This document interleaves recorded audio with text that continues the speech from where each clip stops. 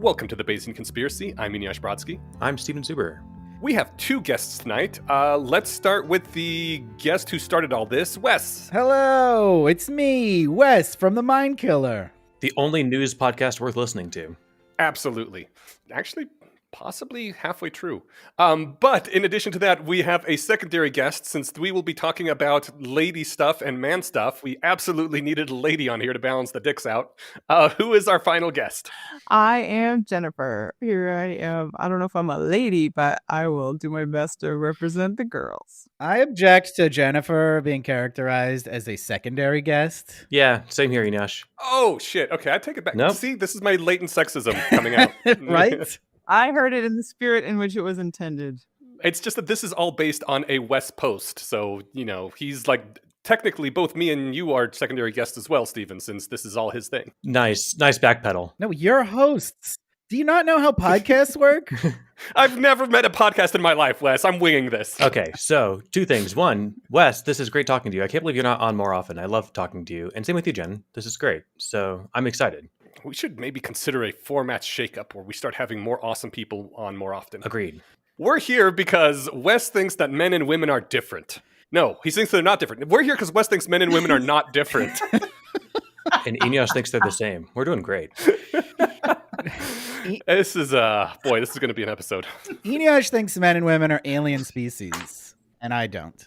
Okay, so you're basing this on the Jacob Falconovich episode that we had a little bit ago. Yeah, so I'm going to fight with Jacob right now. Excellent. The best kind of fight is ones where he's not there to defend himself. He keeps saying sexist stuff, and I'm like, that's sexist. He's like, nuh-uh, you're sexist. Which one of you is actually sexist then? Jacob. Okay. Can you defend this assertion? All right.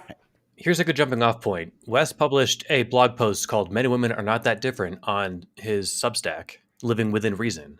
It's about people like Inyash who grew up being lied to about men and women, that they're like exactly the same. There's no differences that would be relevant to anything that you would ever encounter. And that's not true. And Inyash brought up several times that it was, you said like you were 38 years old when you realized that the men and women's World Cup teams couldn't just play each other for the victory. It was literally during the big World Cup fiasco of that year where the men's and women's teams were not being paid the same amount, and they were raising a big complaint about this. And I was wondering for weeks why they wouldn't just play each other to resolve this. And then that was brought up on NPR as something that a sexist right-wing asshole would say, and my entire life shattered. Because you realize you're a sexist right-wing asshole? No, because that is what the left-wing people that I was always on the side of had always said. And I was just waiting for someone. I couldn't figure out why someone wouldn't just say that and be like, yeah, play it against them. And then finally this commenter on NPR, the guest they had on NPR said it. And I was thinking, oh, thank God, finally they're going to say it. And all the right-wing guys are going to be like, oh, no, we can't play them. Like, they got to make up some reason so they won't be embarrassed. All this flashed through my head in the course of a second. And her sentence continued, is exactly what I would propose if I was some right-wing asshole that just wanted to humiliate women. And I was like, what? Wait, what? As a side note, I don't believe in the word commentator. That's a commenter. Why are we adding more syllables? It makes them sound fancier. I had this discussion actually with my coworkers earlier. Job titles get paid more per syllable. Oh, yeah. So. I guess that's just put executive commenter. There you go. That's lots of syllables. Not executive commentator. You guys could be executive commentators. I refuse. I think that's a good idea. I'll stick with the low compensated, low status pundit. Oh, I'll just go for guy.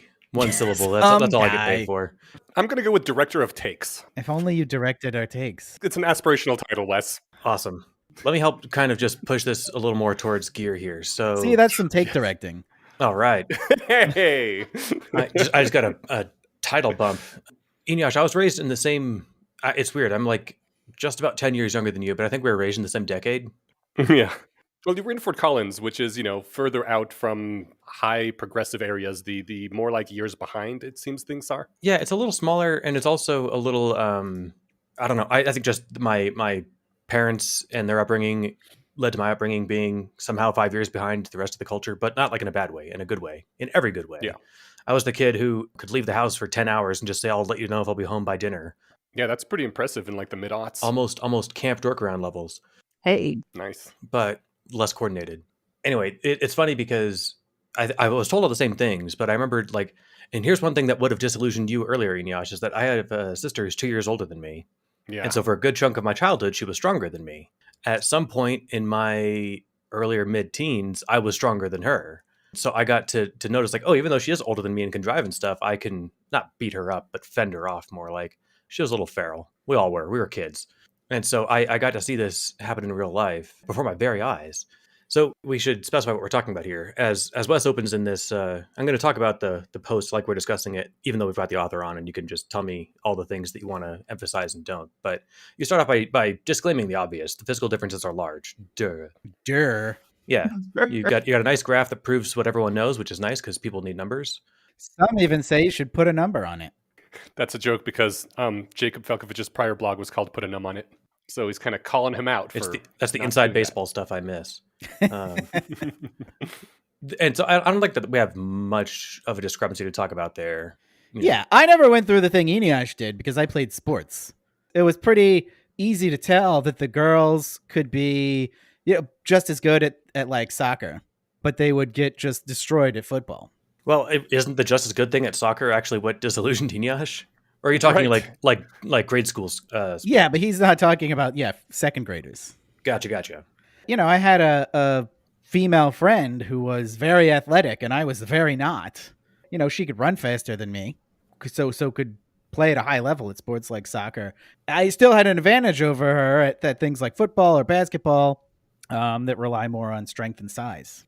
Okay, but this post really isn't that much about physical stuff. No. You are talking about psychological stuff. That's where you disagree with Jacob. Well, so the reason to bring up the physical stuff is I think a lot of people are overcorrecting because they're taking the thing that they learned in childhood, which is that everyone is equal, realizing that that's not true, and then on physical stuff, and then extrapolating that to personality. I also wanted to emphasize it because someone, if we say, men and women aren't that different, someone would be like, well, yeah, but guys are taller. And it's like, yes, we covered that. It's right. Now it's covered, and now we can move on to the meat. And of the my point in the thing is not that men and women aren't different on personality, but the magnitude of the differences are much lower than with physical stuff. If you go look at the height graph, there's like 30% overlap there. But if you look at the personality stuff, it's more like 70 to 80% overlap. Before we get into the numbers, part of my whole men and women are exactly the same indoctrination was in terms of personality too. And so I also believed that they were more or less completely identical. In fact, even more so than in terms of physical stuff, because at the very least you could see that like men are taller and there was some concession to like more upper body strength, but no difference in personality, which was a huge update as well once I discovered that is also not true. And so when I started realizing men and women are different, the personality thing that men and women have different personalities came a little bit later. And I think that is much more observational in my case of an update. Now I finally started asking and looking around, and then afterwards being really extremely surprised by what I found in terms of personality differences when I thought they were zero. And in fact, they are actually quite significant. How much older are you than your sister, Inyash? 2 years. I'm amazed that you didn't notice this, like, in your own house. Like, which one? The fact that there's personality differences. My sister's an actual psychopath. Like, she is different from all other humans who are not psychopaths. So fair enough. Yeah. You're describing women, am I right? Oh, no. Okay. Now I had to go there. So when me and my friends would have disagreements in like our pubescent, rage years, we would just hit each other and then help the person who went down up, and then we'd all be friends again, like 5 minutes, within 90 seconds. My sister and her friends teased a girl until she changed schools, which is not how guys did it. I think this is exactly the kind of personality thing I'm talking about. It would have never occurred to me to like physically assault one of my male friends, and I still find it kind of horrifying. And I realize now it's like a bonding thing and we're all friends afterwards, and I'm trying to come to grips with that. But that is exactly the sort of thing that I'm talking about here, where men and women do seem to be quite different. Stephen, this is your fault. You're saying he and I need to fight. You haven't been physically attacking Inyash enough. Yeah, no, I lessened. Physical aggression, actually one of the few areas where there is a substantial difference between men and women. Seems like that's a big deal. Yeah, probably. not to evolutionary psych this, but that seems Oh no! super. Oh super, no! How about we can How even about just you skip? just say not to evolutionary psych this and then stop there? I'm not a racist, but How about I just skip that part and say the rest, which is that I imagine that the temperament towards physical violence is probably due to the fact that men are larger. Probably being bigger means you're more comfortable with physical violence. It wouldn't explain why they'd be more violent towards each other necessarily. you have to prove who's bigger and stronger. What makes you think they are more physically aggressive toward each other? What, men? Yes. Observation? Yeah. Do you observe a lot of domestic violence? No, but I'm told it's hot. Well, so I've looked at the numbers of just violent crimes. It's been a couple years since I've looked at the fresh data, but men are the supermajority of perpetrators and victims of violent crime. Yes. I'm just saying men are not necessarily just aggressing toward other men. Oh, yeah, no, of course. Yeah, the reason why jerk men who beat up on their women's spouses is too obvious to be worth spelling out. Those guys suck, and they can get away with beating up somebody who's smaller than them. Right. But I mean, I grew up in a, pretty permissive culture. Bigger people tend to beat up on littler people. Littler people tend not to try to beat up bigger people because they'll lose. Your guys' culture was so foreign from mine. Like, nobody beat up anybody when Well, I I had was an older growing up. brother. Okay. I was the small. oldest, and so it was upon me to like be the protector of my siblings. Mhm. You were also, I'm assuming, like bigger and taller since adolescence. I've been small my whole life, so I honestly have no idea. Aren't you 6'2"? Yes, I'm 6'2" now. Yeah. I wasn't 6'2" in elementary school. You probably were. elementary. Presumably I was larger than the other kids, but again, I spent the entirety of my time alone and generally reading, so I don't have I any know. memory of You're like a being 6'2" larger. twink. Terrible. Ugh. Thanks, I guess. I don't know how to take that. I think it's a compliment. Jen, is it a compliment? I'm not sure. I'm not sure how that was intended. I think it landed more or less complimentary. All right. I think it's because I'm basically picturing Loki. You have similar hair, similar build. okay. Yeah. What are So- we talking about? We're talking about the differences between men and women. So Eniaj texted me after this came out and was like calling into doubt my Big Five data, which is what I used because that's what deep research came up with. I was like, deep research, tell me what the personality differences between men and women are. And it came back with all this Big Five stuff. So since then, I looked up another study that's called the Gender Similarities Hypothesis from 2005, which is like a meta analysis, which was also replicated by one in like 2015. And it found that of all the gender differences, like the traits they examined, about 78% of them had small differences, which they said like Cohen's D less than 0.35, which would indicate 76% overlap between the distributions. But there were, several where men and women had larger differences, such as physical aggression, such as the much publicized people-oriented versus thing-oriented attitudes. Apparently, men are much better at rotating shapes.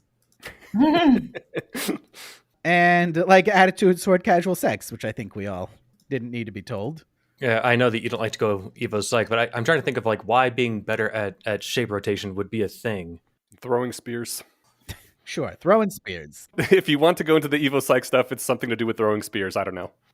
It's not really shape rotation though. When you're picturing like, all right, here I've just shown you a die. What's on the other side of it? Like, Steven, don't try to analyze it. all right, I'll leave it aside. If you really want to do a creative writing project later, I'll come up with a reason why men would be better at shape rotation. It won't Well- be true, but it'll be fun. Part of me is slightly hung up on it because I don't know. 15 years ago, I took like a Mensa test, and that was one of the sections. Yeah. Mhm. And if that's just a thing men are better at, then it seems like a bullshit question. It's interesting. The reason that we're stepping away from the Big Five thing here is that it turns out the Big Five questions are often normalized for sexes as well.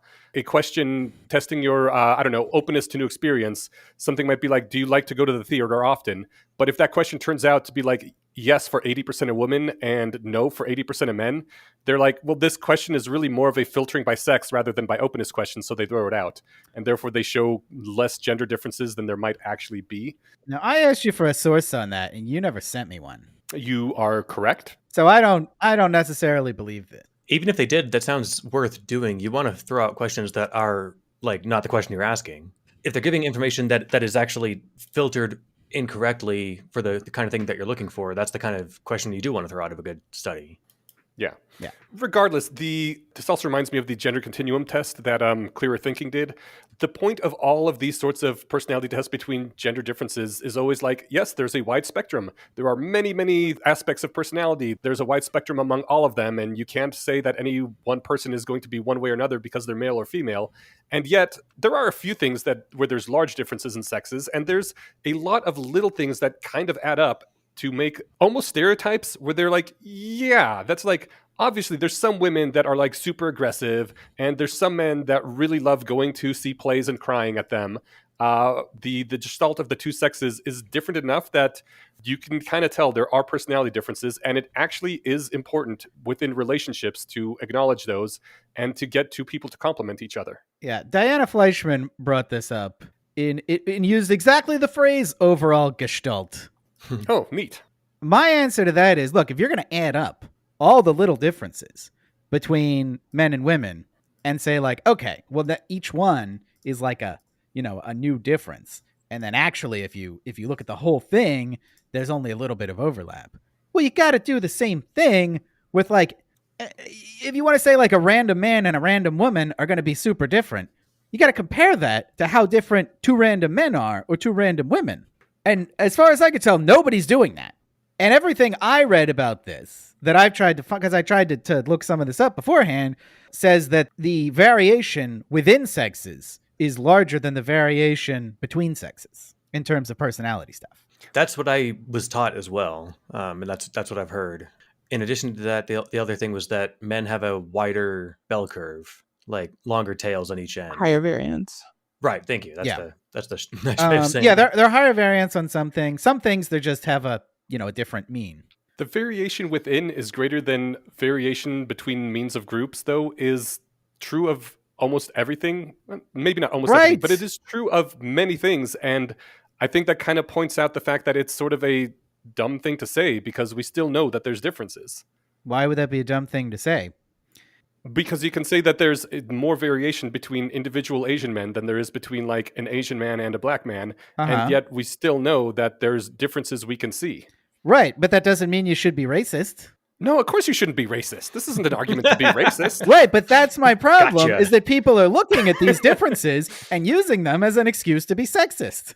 Okay, so Oh, well, in that case, that's bad. this is my question for you, Wes, is to what extent is your resistance to the idea that men and women are different and aversion is like a caution against if we put too much emphasis on this, then people will use it as an excuse to be sexist? Well, so what I want to know is how different they are, because I think if you get to a large enough difference, it does justify some level of sexism. Like, if I was putting together a basketball team, I would probably just not ask women to be on it if I was like trying to put together the best team I could.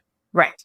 You're just not going to find a lot of women who can compete with the top half of men in that sort of thing. So that, like, I would just be sexist there. I'd be like, well, I'm not going to go recruit women for this. So if if the personality differences are that pronounced, then I think it does justify some sexism that way and some assumptions about people that you meet that, you still got to make room for them to overcome those assumptions. The only quibble I would draw there is using the word sexist to say I would pick men for my basketball team. I think you're just filtering because you want the best team. Right. That's literally sexism, though. I'm discriminating based on sex. Well, I like saving the bad isms for things that are bad. Okay. Can we call it discrimination? Like, what would you call it? Filtering? Okay. Like, but I maybe this isn't a difference worth getting hung up on, but I just think like if you're going to say someone's sexist, that's a bad thing. But you're not doing a bad thing if you're putting together a good basketball team. Just like I'm not being ableist if I want to pick a pilot that can see, right? Like I don't want blind bus drivers, and that's not me. That's not me being an ableist asshole. That's me filtering people who are going to be good at the job. Okay. This isn't like enough to totally derail the conversation for, but I because I'm going to take the side of the quote unquote sexists in this argument, I want to, or if I am, I want to be sure that I'm not siding with like actual sexists. So we'll reserve the term sexism for stuff that I think is bad. Yeah, for bad stuff. Yeah, which I think a lot of is happening. I've just seen, I think, instances before of people who want to minimize the differences between groups because they're afraid of focusing on those differences resulting in sexism, racism, whatever it is. And so it's like the people who are afraid to do intelligence studies on the different races because, God forbid, you should find that there actually is a difference in the intelligence, because what will people do with that information? And there's something about the way that, like, I don't think anyone here in this group would object to the notion that any girl or any guy could apply for any job or love who they want or do what they want. And like, just no matter how much men are supposed to like trucks and little girls are supposed to like dolls, we would all be fine with the idea of a little boy showing up and being like, I want to play with the dolls. We'd be like, great. I just hear something in this resistance that I think is somehow connected to that. Like, I just don't want to focus on it too much because people get distracted and then they're going to force people into boxes. And I don't want any of that to happen. So let's just not.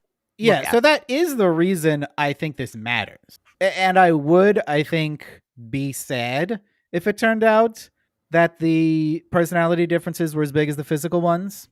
That's what I said in an episode that probably won't get aired because it was kind of just rambly. But if it is, it'll be a bonus episode after this one. We should totally put it up as a bonus episode. Yeah, now that it's relevant. There was, we won't go through the whole thing, but the TLDR was that there's a lot more men in the rationalist community than there are women. Yeah. And one explanation for that might be that just, well, rationality is a guy thing. And if that's true, my word for it was that would be sad. Well, I think it is to a point, but I think the rationalist culture tends to operate at the tails of the distribution. And that's where there are more men? Yes. And if I talk about something that has like 80% overlap, right? That means there's the 20% at the ends, there's no overlap there. I would guess that rationalism, the way we do it, has a bigger gender difference than that. You know, I would think it's pretty plausible that like the top 30% of people suitable that would enjoy this community or that like these norms and talking about the stuff that we do are men.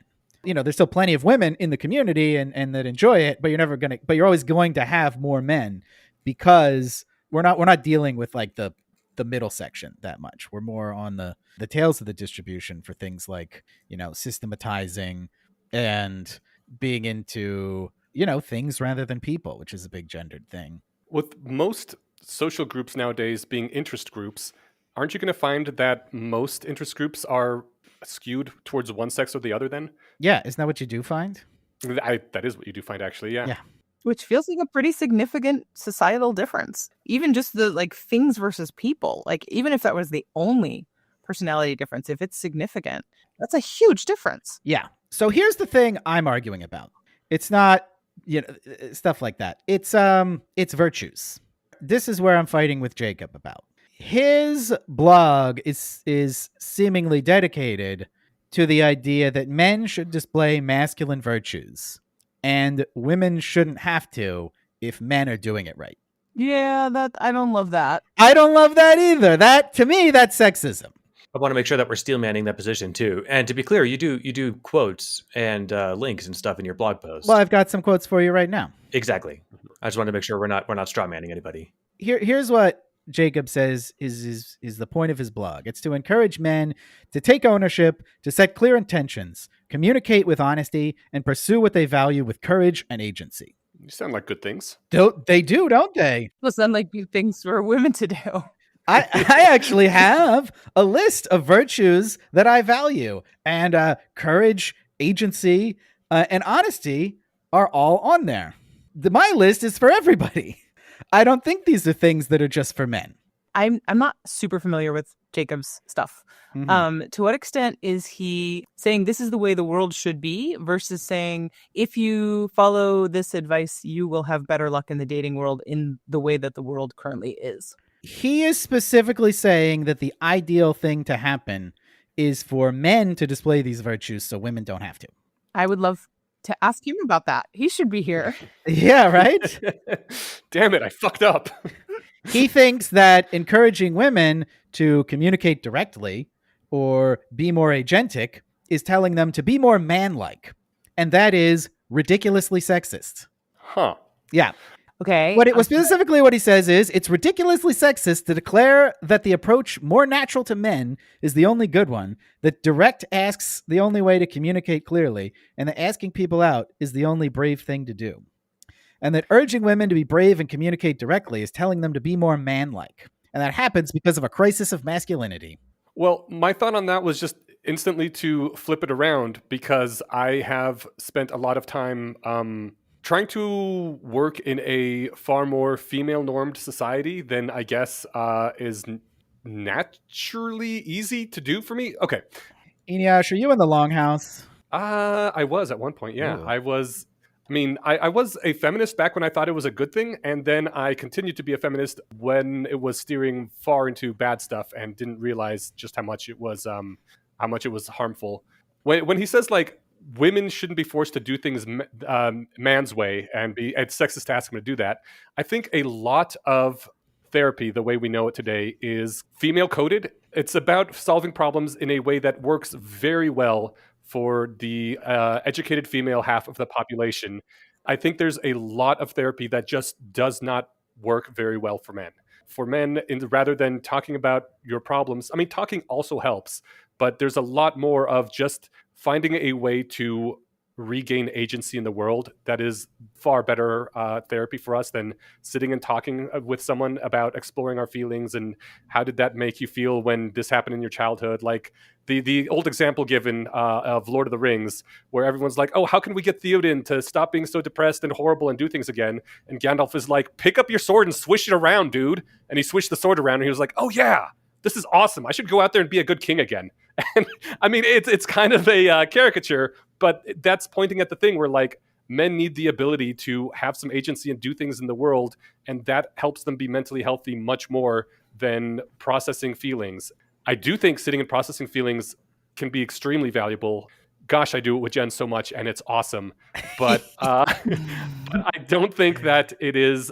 I think that telling men that this is how you solve your problems with depression, get yourself into therapy, is forcing them to do things the feminine way and is often counterproductive. And so when I think about it in the gender reverse terms, yeah, there's probably things that are similar like that, where if you tell women, hey, do this thing that always works for men, it's not going to work for them. And maybe that's what Jake was pointing at. Well, here's where I agree with you. Therapy does not work for most men. Here's where I disagree. I don't think therapy works for most women. I don't think that's how you really feel better about things. I think women should do the man thing and go do something. So exercise some agency in the world. Get some exercise. Eat better. Drink some water. Go for a walk. That's what makes people feel better. Sitting down and processing your feelings has its place for everyone, but it's not going to fix your problems if you don't do anything with it. I guess I would just point out that there's different kinds of therapy, and talk therapy, I think, is not one that I've ever enjoyed, but there's different approaches that involve like actual doing things. Yeah, that take effort. That's probably better. And those are better. And this does raise a question that is tangential, but Eneash brought it up in the example he gave, that it seems that when I am either part of or overhearing women talking about like an issue that they're having, like with a coworker or something, they just want to talk about it and they don't want to fix it. And I've asked women about this, and it's just, I think, a venting thing. But I'm wondering if there's any insight that anyone, not to specify one person here, might be specially qualified to help explain this. But this is a phenomenon I've never understood. Like, if I went to Eneash and I was like, man, I've got this thing that's been bugging me, and I, talked for 10 minutes, and all he did was nod and say, yeah, man, that sucks. I'd be like, what the fuck did I just waste 10 minutes for? I knew it sucked. I'm looking for help, man. Look, Steven, some of us have to think out loud, okay? That is funny. I am probably not the best woman to ask about this because I do snap into problem solving mode. No, Jen, but you're a woman. You're supposed to do womanly things. What are you doing? But I do the other. So when someone comes to me with problems, I try to be more attuned to what the person wants these days. And sometimes people want answers and sometimes they just want to vent. But my historical natural inclination has been to snap into problem solving mode. And when someone says, I'm sad about this or this or this, then I want to be like, okay, let's get you unsad. But there are plenty of times when I am the one who is sad and I don't think it is actually fixable. I just want someone to acknowledge that like the reasons I'm sad are valid and they love me anyway, even though I'm sad. I don't know, insert other stereotypically maybe female things here where I'm just like, this has happened. This has happened. I know even sometimes that I'm being ridiculous. I feel whatever, insecure or something. And I just want someone to sit with me and be like, it's okay. That's okay. You're having a shitty day and I love you anyway. And I see you and I hear you and you're not crazy. Like that just feels good. And then I feel connected to people. And I think I have friends and I have support. My life isn't that bad. And I go away feeling a little bit better, even though my problem is profoundly unsolved. God, that is a great answer. Sometimes I feel that way too. That's what I was going to say, man. Like, so thank you for putting it that way, Jen. Because, like, yeah, for years, I was completely mystified as to why someone would raise a problem and then not want that problem solved. But I just want to emphasize that Jen's point is absolutely right. And something I've been trying to work on, actually, is sometimes I'll have feelings that, like, I won't express because there's nothing actionable to do about them. Because to me, that's just like a non-starter then. Like, why would I even bother bringing this up when there's no solution to be had? Because there's not a really, like, identifiable problem. This is a feeling, so I'll just leave it alone. It'll go away. But I think I'm coming to the realization in the last few years that is suboptimal for my happiness and that of those around me. The way that you put it, Jen, I think was really nice, and I'm gonna listen to that again when this comes out, so I can drive that deeper into my brain, because that was totally, I think, the right way for me to think about it. I think it was always pretty intuitive to me why it would bother somebody that they're trying to talk about their problems and everyone else keeps trying to solve them, because I get very annoyed by unsolicited advice. I guess for me, it was always like, why would I bring a problem to the table if I wasn't looking for advice? Right, but all the reasons like that bother me about unsolicited advice, like a lot of them are still there if I'm talking about a problem. It's like, what, you think I didn't think of that? Like, you think you are better equipped to handle this than me? That's a good point. You're talking to me like I'm an idiot. I know I could do that. I thought about that. That's not going to help. Jen, correct me if I'm wrong, if I'm misremembering this, but I think Ayla has a thing about this where she says, I sometimes don't trust people who try to solve my problems because it seems like they're more wanting to make the discomfort of being around someone who's in pain go away, rather than actually being with me and acknowledging that sometimes life sucks and you can't do much about it, and that's okay. And being able to acknowledge that, like, actually builds your resilience and makes you be able to take more hits in the world and go about life okay, and you just have to feel the pain. Whereas, like, if someone's always running away from it and always being like, no, don't feel sad when I'm around, that's kind of a shitty behavior. Yes, I think that's probably a decent characteristic of something she has said. That's legit, though. Sometimes it is uncomfortable to be around someone who's like radiating negative energy, and you do want them to solve their problems, so they stop doing that. And I think that's fine. Yes, but I know what she's saying. I've had this interaction with a few people before too, where I have caught myself not even listening to what is really making them sad or mad, but more just being like, I want you to stop that. And so my solutions are not as aimed at helping the person as they are just making it stop for my own, which is fine. I mean, that's like a thing that can happen, but you just have to acknowledge that you are not actually trying to help the other person at that point. Right. So here's how this relates to gender, right? Yeah. You guys are bringing up a lot of ways that, like, oh, men are like this and women are like that, right? And to some extent, that's all true. But the question is, how many women and how many men? Is it enough that it justifies making these kinds of assumptions about people? You know, the stereotype is that, little girls, they like pink and princesses and dresses and makeup and all of that, right? Mm-hmm. And I agree that is the majority of women are into that. So the majority of little girls are into that stuff. But I don't think enough little girls are into that stuff that would have justified me when I had a daughter to just go out and buy nothing but pink and dresses and makeup and princesses. And I'm glad I didn't, because what I did was I bought dresses and I bought pants and I bought pink and I bought blue, and I saw which ones she gravitated to. And it turns out she's like very tomboyish and hates dresses and loves blue and wants to play with guns and Nice. yeah, and like wants to stab me all the time. Just play stab. Not real stab. She's working her way up to the real thing. But also this means that mostly she wants to play with boys because other girls aren't all like that. I acknowledge that there are differences in the average and differences in the likelihood that one person's going to be one way and the other person's going to be the other way. What bothers me is when people don't recognize that these are just averages. I think sex differences are really important when you're talking about, like I was talking about before, the extremes, the tail ends of the spectrum. So like in sports, the best people in a given sport are always going to be one gender or the other. Wait, hold on. Why are we talking about physical stuff again, though? Like, let's stick with the personality stuff, because we Well- all acknowledge the physical stuff is greatly gendered. Right. So, so that was that's just my example of a thing that only involves the tail ends. But even Okay. like, chess, right? The best chess players are all men. I don't know why. I don't know how that works, but it does. But it makes sense that it's gendered because it's like you're only talking about like the 100 best people in the world, the like extreme tails of the distribution. So like, sure, it's probably gendered because the small differences are like very stark at the top levels. I don't mean to interrupt, but just as another data point, a similar trend in Jeopardy Masters. Yeah. In the last couple of years competitions, I guess there was one girl, but she identified as a they, and the other, like, only woman identifying person was trans. Yeah. In the final competitions.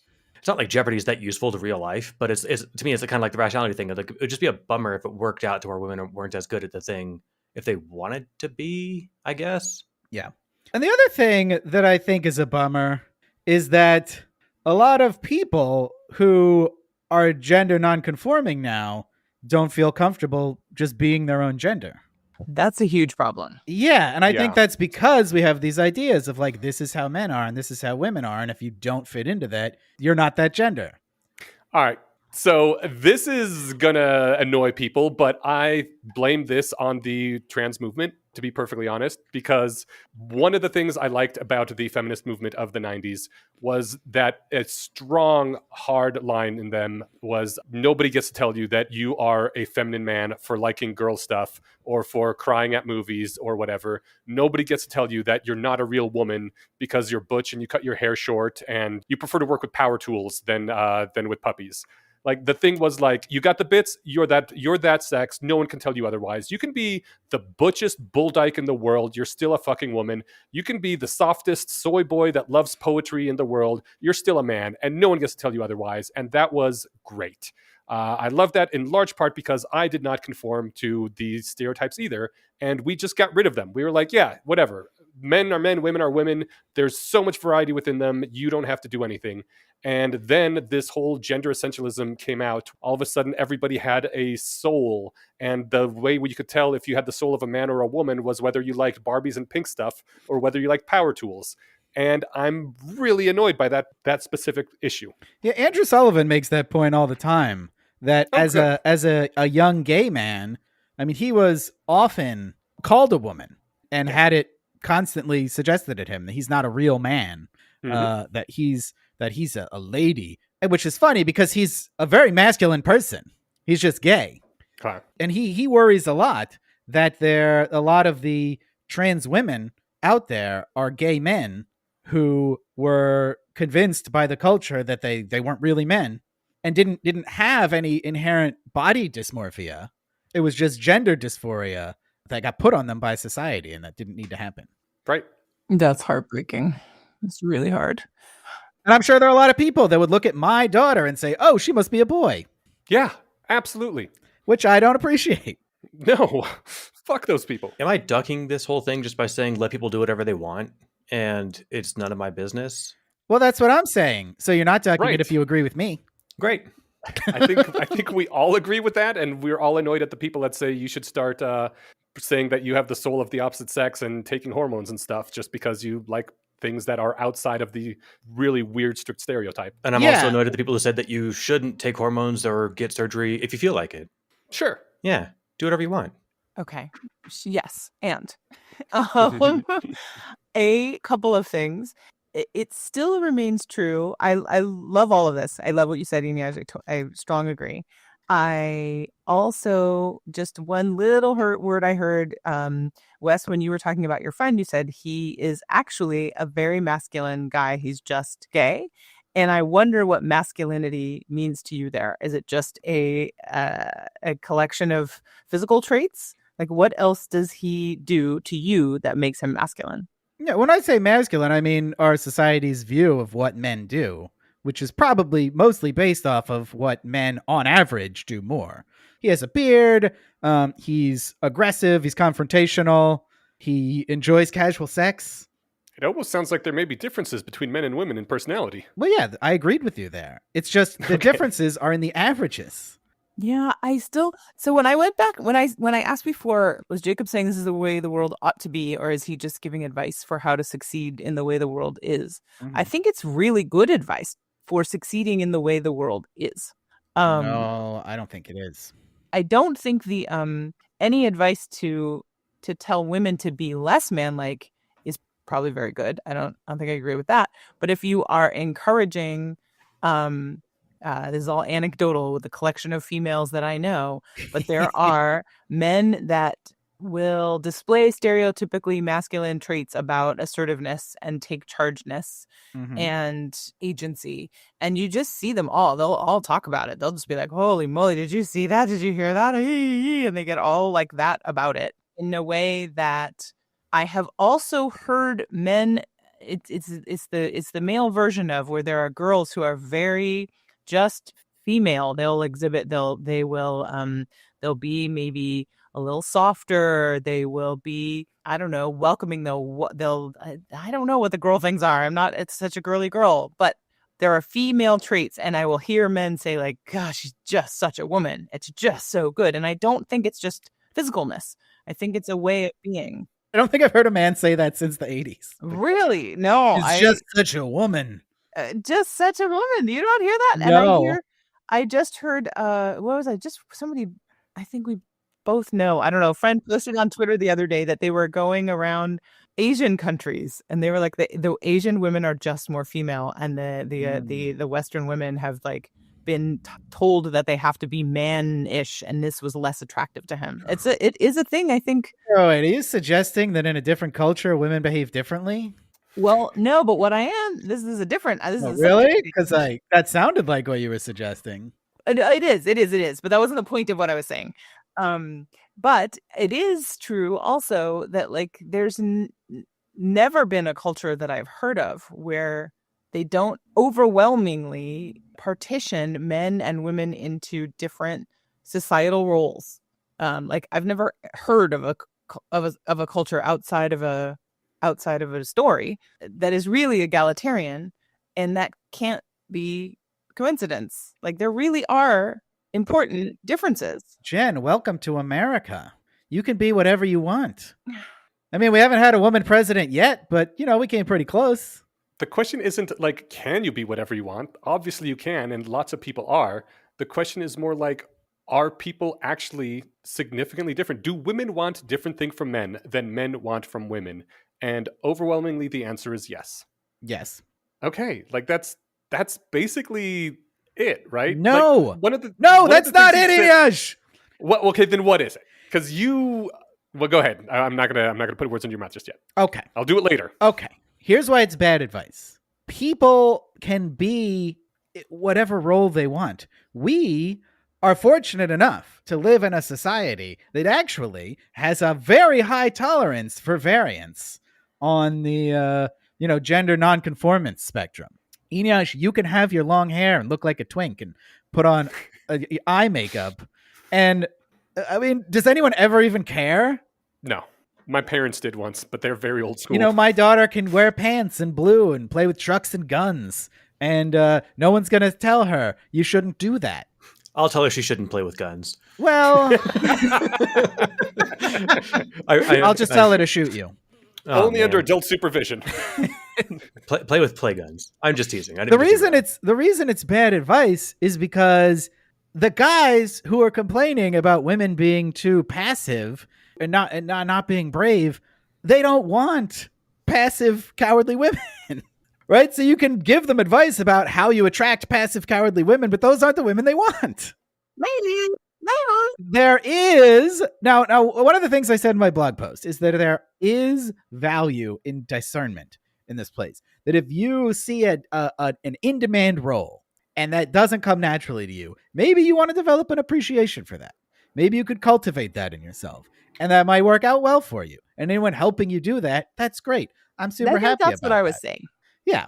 But like, you don't have to. That's the thing that bothers me, is that so much of this dating discourse phrases this stuff as mandatory. That this is what men have to do. And this is That's what what I women keep have. And this is how women coming back are. to for you is that you keep de-emphasizing this because you're afraid that people are going to say because of these differences you have to conform and that you and I have I'm not afraid of that. That's what they're doing. That's happening. every time it comes back up it just affirms to me. I think I have clarity on what you're mad about, and it is not that these differences exist. It's that if we continue to insist on focusing on them, we're going to force people into boxes that we shouldn't be forcing them into, and that feels like the main thing that you're struggling with. That is what I'm mad about. I guess I completely agree with you on that thing. That's even in the notes that I took here before we started. I pulled out the thing where you said, oh, does it make sense to push people into separate roles in society? And obviously, no, I don't think pushing people into roles, I think that's legitimately strongly bad, especially because we do have such a wide allowance for variance and letting people find their perfect matches here. However, at least the way I was brought up and the way I'm assuming most people in blue areas of the country are brought up, we aren't told that there are different roles and that people actually are different. When I was deeply feminist and obviously only dated feminists, no one like acknowledged any of these differences between the sexes. There weren't roles, and it was fine. We worked things out. Like I assumed the women I dated were like me. I assumed that women were like men and men were like women, and that was more or less okay. But then once I started realizing there's differences, and I met Jennifer. And Jennifer just has so many places where she's absolutely female and she wants me to step up in various ways that are just male role coded. And there's no other way to put it. Like she just likes these various things that when you look at it, it's like, yes, this is stereotypically the thing a man does in the way that he compliments a woman in a relationship. And it feels really good. And it actually, the fact that I was not aware that there's these roles and that if you step into them in certain ways, people are not just me, obviously, but the women are happier too. There's a certain level of natural wanting of things that these roles sort of encode and be like, hey, this is the way most people like things. You don't have to use all of them, but be aware of them. And then you can pick those up and be like, what if I do act in a way that more supports this role? And it turns out that girls actually really do like it. Well, it's very And funny. It's very funny you bring this up. Wait, hold on. The girls that I was dating, the problem was they also liked those things, but wouldn't admit to it.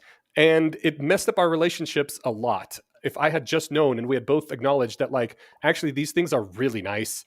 And if we can both compliment each other in these ways, we're just going to have a better time overall. We would have had much better relationships than both of us trying to act like gay men, I guess. Well, it's funny you bring this up because you are often my example of a person who has very, very stereotypically male desires. Okay. When you talk about, what makes you happy and what makes you feel fulfilled, I'm like, yeah, that's like very stereotypically boy stuff. Huh. So it's not surprising to me at all that you hear people describing the male role and you're like, yes, I want to do that. That is very surprising to me. I know, right? With the hair and the makeup and everything. And yet here we are. It's not even the hair and the makeup. It's just makeup. I always thought the male stuff was awful. No, because you're always like, oh, I really want to feel useful, like I built something. Yeah. And like I'm needed, but in like a way that I'm needed to affect the outside world. Yeah, you do a lot of quote unquote masculine stuff for somebody who says you don't like it. For example, remodeling a house. Like, Yeah. not to be sexist, but I'll point out that your mom is the real estate agent and your dad's the home builder, right? Yeah. It's not the other way around. And you're good at it, and you seem like, and I was gonna say you seem to enjoy it. You actually enjoy it because it's actually awesome. Building shit is great. It is. So, Jen, I think you're right that the reason this bothers me is because it's putting people in boxes. And it's even worse than that, because if men are from Mars and women are from Venus, the women I like the most are all from Mars.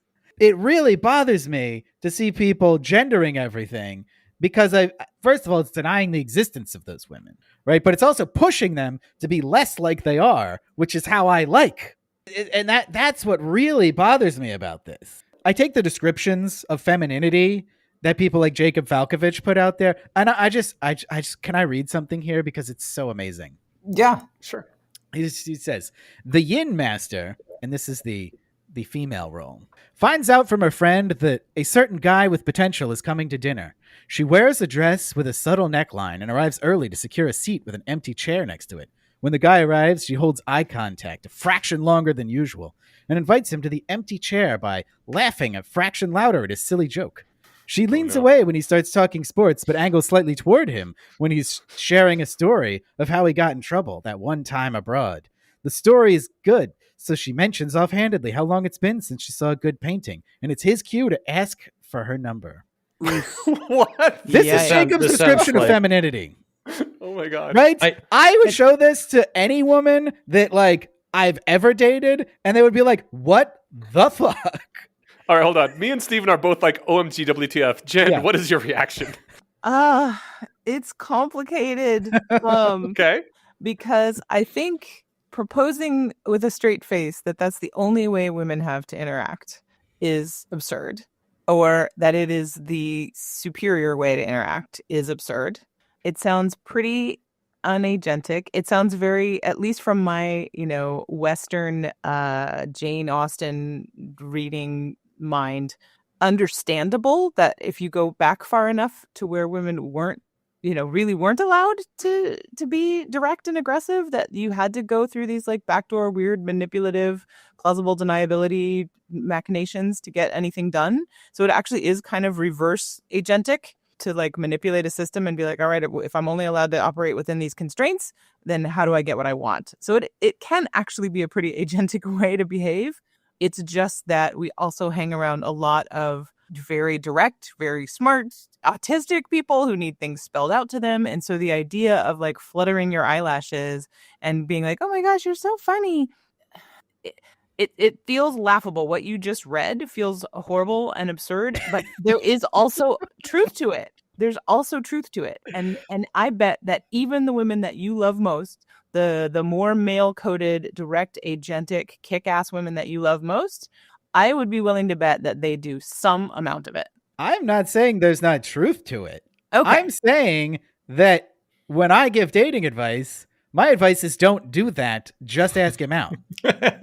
Yeah, I think they do both. Even the women that you know most. I'm not going to name names here, but I know one woman who just told me the other day that she is in like I think the best relationship of her life because she saw this guy and decided she was interested in him and just went straight for him. And I said something to her about admiring her for it.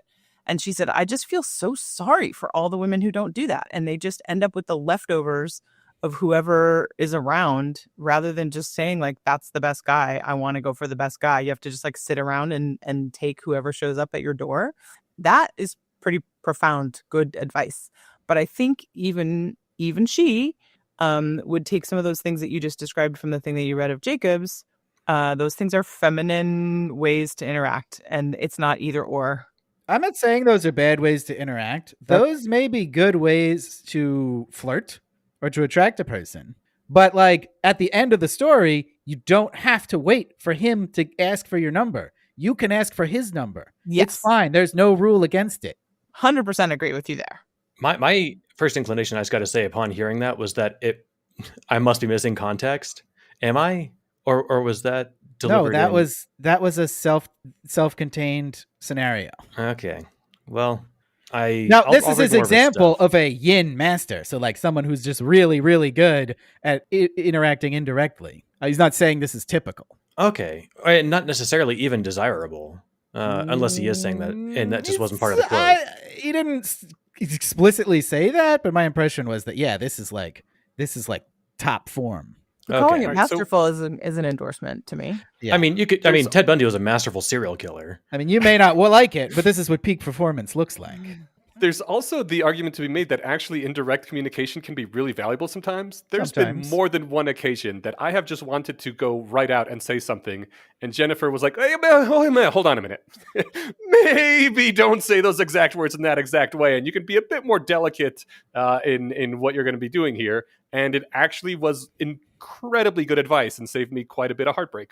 We were talking before we started recording about the golden mean and virtues. This is the virtue between like just boorish, speaking your mind and never saying anything at all, is thinking about it and tailoring your words. I'm just saying you just missed it earlier, and I'm just pointing out that Aristotle's 3,000 years ahead of you on this. It's not a level of like you say you make them feminine sound like never saying anything at all, but that's not it. It's like boorish, just flat out stating things and having indirect ways of communicating the same thing that maybe take a little longer and take a few more words, but still get to it. I mean, tact is girl coded. Right, which is good and important to have. Well, when Yeah. it's male coded, it's called Riz. I see. I stopped being on the internet before Riz became a thing, so Well, then it's called being suave. I think you're right. Actually, tact is more of a heavily I female think coded tact thing. is like diplomacy. And I don't know if diplomacy is more girl coded, but I think girls are the peacemakers and diplomacy is a peacemaking move. So yeah, I'll go with tact being a little more girl coded, but not to back up what you said, Wes. I think most people these days would say, okay, more agency is better. Take control of your life and don't just let life happen to you. And to the extent that anyone is saying being a proper girl or an archetypical girl means letting life happen to you more and taking the reins less, then I think you're 100% right. Like everybody should be out there trying to get the life they want. And I don't actually see a lot of that. What I mostly see is people saying that men must perform the male role. And it's actually kind of interesting that you don't see a lot of enforcement of the female role, especially when it comes to dating. I put this in a footnote in my blog post because it wasn't the main point, but I do find it interesting that like when men try to perform the traditionally female role, or more passive or more receptive, people tend to not like that. They say, no, you have to be the man, right? But when women are direct and agentic, right? People don't really have a problem with that most of the time. Some guys do, like your Andrew Tate's will. And I've heard guys be like, oh no, if a woman ever asked me out, I would turn her down because that's a man's role, right? But that's pretty rare. I don't encounter that a lot. What it suggests to me, I don't know, it sounds like a white man's burden kind of thing. Like we're like, as men, the superior gender, we should do more work and care for the slighter, weaker sex and take this burden upon ourselves. I liked that footnote a lot, actually, and I think that could have used more expounding, maybe for Yeah, a I'll probably blog address post, that yeah. in its own thing later. I also really like that footnote, but I read it the exact opposite way. Yes, men have to do the harder thing because we are the expendable slave species and we have to do the harder stuff because we have no other choice. I think Wes is saying that's the wrong way to look at the world and live your life. Correct me if I'm wrong there. That is the wrong way to look at the world. But it's also... Inyash is interpreting it somehow like differently. He's saying we're the less valuable sex. I think part of that is due to failure modes too. If everybody did the more aggressive man thing, then people would still get together and have relationships. Whereas if everybody did the girl thing, then you'd have the lesbian problem where no one dates anyone because no one will ask anyone out. It's exactly why I encourage everyone to do the aggressive man thing. Yeah, I mean, that should be done. But to backtrack just a little bit, the whole point of pointing out roles versus enforcing roles is, I think that's what we're disagreeing on most here, because I do think it's really good in any relationship to have the two complementary roles of like someone who's tactful and says, slow down, do things a bit more tactfully, and someone who just charges ahead. Because if you have two tactful people, then nothing ever gets stated forthright and no one knows what's going on. If you have two charging ahead people, then everybody's always in conflict and hurting each other by being boorish assholes. Mm-hmm. But like having the two people to temper each other like that really works out great. And it doesn't have to be a man and a woman, but it almost always is that the man is more likely to be the charge ahead one and the woman is more likely to be the tactful, hold on and rethink your position one. Just pointing out that these are the typical roles that people fall into.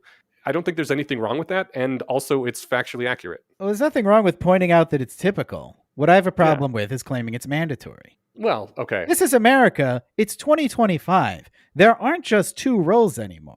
There's like a billion. You can design your own role if you want to in relationships. Well, I think the difference is between saying gender roles exist and gender roles are mandatory. And I think that they very much exist. I mean, it depends what you mean by exist. certainly they exist in some sense, and that people do them and people expect them sometimes. Well, in the fact that women are much more likely to be the tactful one and men are much more likely to be the charge ahead But ones. how much more likely? A lot. You think? Yeah. All right. That feels like where we started. Is like Wes was like, people say that, but then like when we look Where's at the it, numbers? is it true? Show me the numbers. But it certainly feels true. I don't have any numbers, and I can't tell how much of it has been fed to me, Eniash style by society, and I'm just believing it. But it feels reinforced by the world around me that communication styles, for example, between men and women are quite different, and that the tragic result of that is that the women on the tail ends who are assertive and aggressive are told that this is unattractive and unfemale and that they should do less of it. And they have to like make their way in the world knowing that I hear that shit all the time. But the actual guys that I actually am interested are going to want women like this. But a lot of them don't. And that's okay. Here's the bigger issue with gender roles. Even if women are overwhelmingly likely to display each individual trait that's part of like the female role, almost nobody is going to display all of those traits because of what we were talking about before. If you take each individual thing and then add it all up, you actually get it's actually very unlikely that someone displays all of those. So when you have these roles and you say these are the roles and you have to do these roles, you're not going to get hardly anybody that fits into that, really. Yeah, they're templates. They're things you should not be pushed into. They're just like archetypes that you... And I'm trying to expand those to say that every role is available to everybody, and also that there are like hundreds and thousands of roles out there, and you can even design your own, and you don't have to pick one of these two that everyone's trying to push you into. Okay, so technically it's true when you say every role is available to everybody. Strong agree there, but in the aggregate, it's not true. I think this is literally what causes... It is true. For every male exception, there's going to be a female exception. No. There's exceptions, but I hate to bring this back to the trans stuff again, but I think this is what catches a lot of AGP males and really hurts them. They do hear and see that anyone can play any role, and that is true, and yet the vast majority of people cannot play that role that you're speaking of. And they're like, well, why can't I be the pretty anime waifu? Any guy can, any man can, and yeah, any one specific person can, but due to the distribution of traits, the vast majority aren't going to, and it leads to a lot of false hope, and it leads to people transitioning when that is actually not a good thing for them. But that's not a gender role. Being pretty is not a gender role. Not all women are pretty. We were talking about the entire confluence of all the things. When you say you can be anything, right? There's a very specific kind of anything that a lot of people want to be. And when they're told they can be anything, they're going to shoot for it. And the truth is they can't actually be anything. I think there's just... Any individual person is greatly constrained in the roles that they can actually fulfill. There's a sanity check that just needs to be like calibrated for what one should aim for. Like I'm not being self-disparaging or acting hopeless when I say I'll never be an Olympic gold medalist, right? I am not blessed with the bizarre and amazing physique that who's that swimmer? Michael Phelps. Thank you. Yes, Phelps. I knew it was Phelps. I wanted to say Fred Phelps. I knew that wasn't it. That's a different guy. That's a different guy with a different set of characteristics. So, like, yeah, I wasn't born like Fred Phelps. I won't beat him at swimming ever, right? I said Fred, didn't I? Michael. You did. Yes, you did. Michael Phelps. If you want to be a pretty anime waifu, unfortunately, that's not going to happen. Even if you're halfway there and you're already a small pretty girl. But lots of times we're told that can happen to anybody, and you're anybody, so go for it, man. And I just the sort of thing I dislike. Yeah, no, I agree with you. Not literally every role is available to everybody, but any role that's available to every woman is available to a man, other than stuff that's physically impossible. You can't get pregnant yet. It reminds me of, I think it was Adam Carolla, where he was talking, maybe it was some other comedian, talking to his dad about so anyone in the U.S. can become president? And his dad's like, yeah, anybody. He's like, could I? No, not you. I think we might be served if there was any way to take the array of traits in people and remove them from attachment to gender. So part of things that have made my longest relationship work is because I have more masculine traits than probably the average female, and he's probably got more feminine traits than the average male, and we balance each other out, and it's great and works great. And in quite a strong contrast to the way that that you, Inyash, are like the dude and I am the girl, like those, and I participate in both of those relationships, and they both work great, but the roles are very different in those two different things. And I've often thought that it would be great if we could take things like, I don't know, assertiveness and communication and connection to sadness and insecure. I don't know, take all the feelings and all the traits and all the things and stop assigning them to male and female roles and just sort of let it be a chart that has nothing to do with your physicality and just map it out. And then you could map out someone who is your complement, and then it wouldn't even matter what gender they are. You could just find someone who complements you and picks up the slack where you are short, and vice versa. And that would be great. But we are fighting centuries, eons of attaching those things to gender. And some of them are attached to gender for a reason. Some of them are attached to gender for reasons that were once good and are no longer necessary because we're not cavemen. It's a really hard thing to detach those things from gender. It's pretty deeply, you have to get people who are really willing to work at it to even get them to pick up the idea and think about it. So a little bit we're fighting an uphill battle here, which is fine. I'm not sad to fight those. But there is also behind all of that, trying to get to a more sort of like egalitarian, just let people do what they want. Can we get off this topic and get on with the business of life? Underneath that, I also think there's like a really beautiful, almost mystical way that men and women fit together. They're like, it's more of a yin and yang thing. And like when you look at the actual yin yang symbol and you see the beauty of that circle and the beauty of the balance and the way that it fills each other out, people should be looking to connect with each other in those ways. And we have like inextricably made that a male-female thing. And so I think what we are trying to do here is look at that and like achieve that, but without shoving people into gender boxes. And it's pretty hard. The symbol is pretty black and white. I think we've set ourselves a hard problem to disentangle it, but I like the discussion and I like being invited to think about it. I think if it were easily solved, we wouldn't all still be here. All right. Well, that's a good note to go out on, which is good because I have to go. Yeah, I can't think of a better way to wrap up either. So this was fun. Wes, we need to have you on more often. Jen, you need to start a podcast and come on ours more. This is a great time. This was a great time. We should get together more for sure. Awesome. This is something that we could actually literally make happen. Yep. Thank you, guys. You bet. Thank you, everybody. Goodbye. See ya. Bye.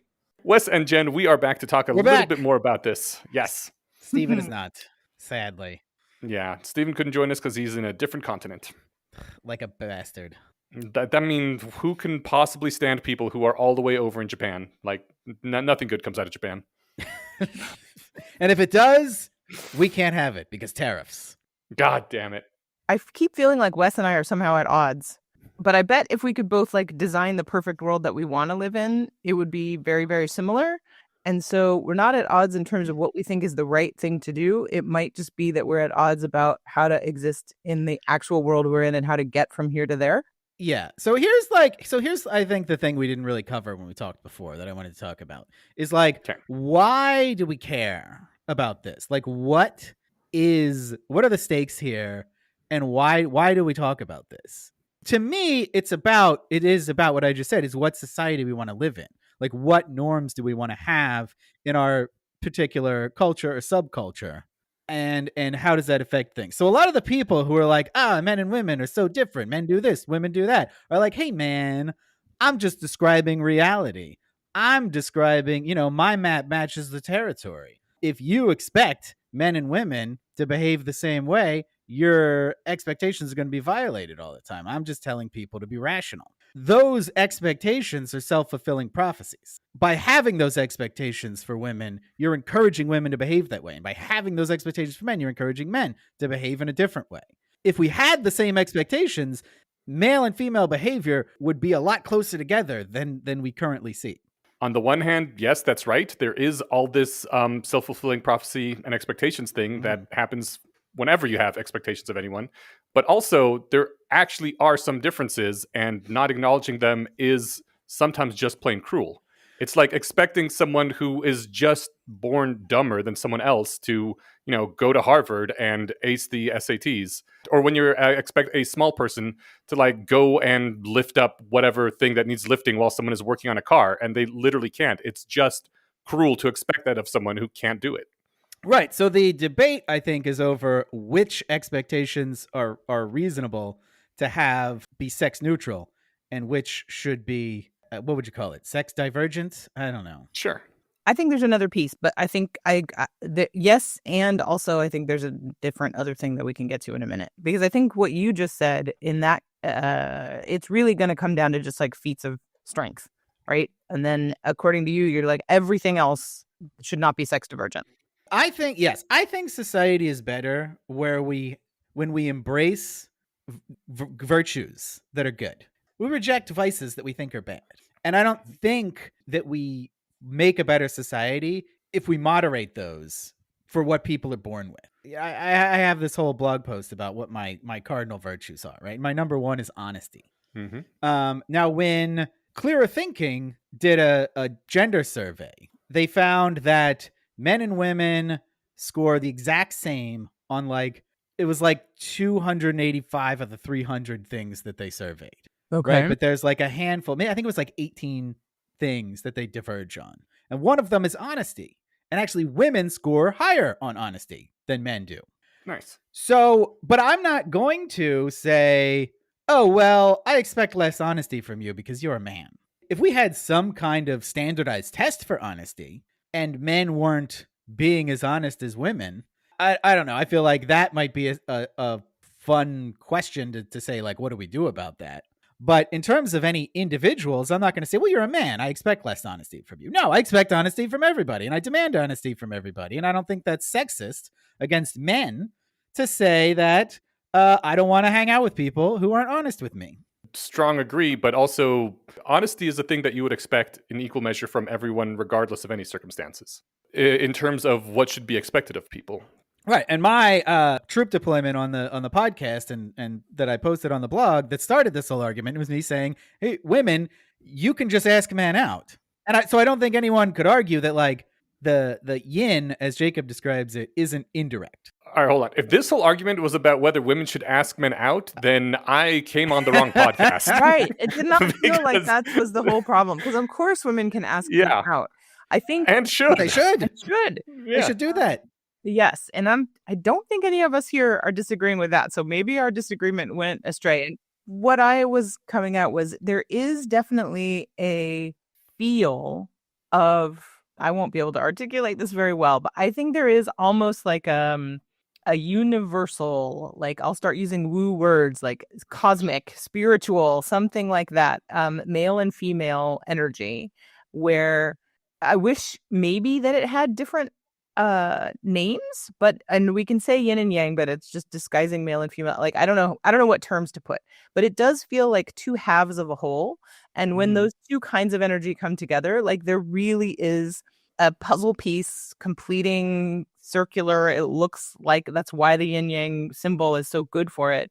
Is like neither is more important. They're both shadows of the other.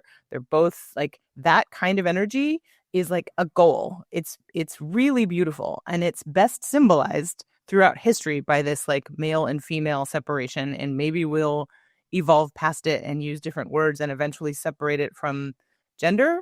But to me, it sort of feels like to ignore it or want it to not be true or treat like just color the whole circle into a gray circle instead of this like black and white halves fitting together thing. We would lose something important in that. And so I don't know what the answer is. And I'm not skilled enough to sort of like defend it that women have to do this and men have to do that. I really do, though, in my bones feel like there is a feminine energy that is counterbalanced by male energy. And it doesn't have to always be embodied by chicks and dudes, but it's real. And it mostly is embodied by chicks and dudes. Like it very often is.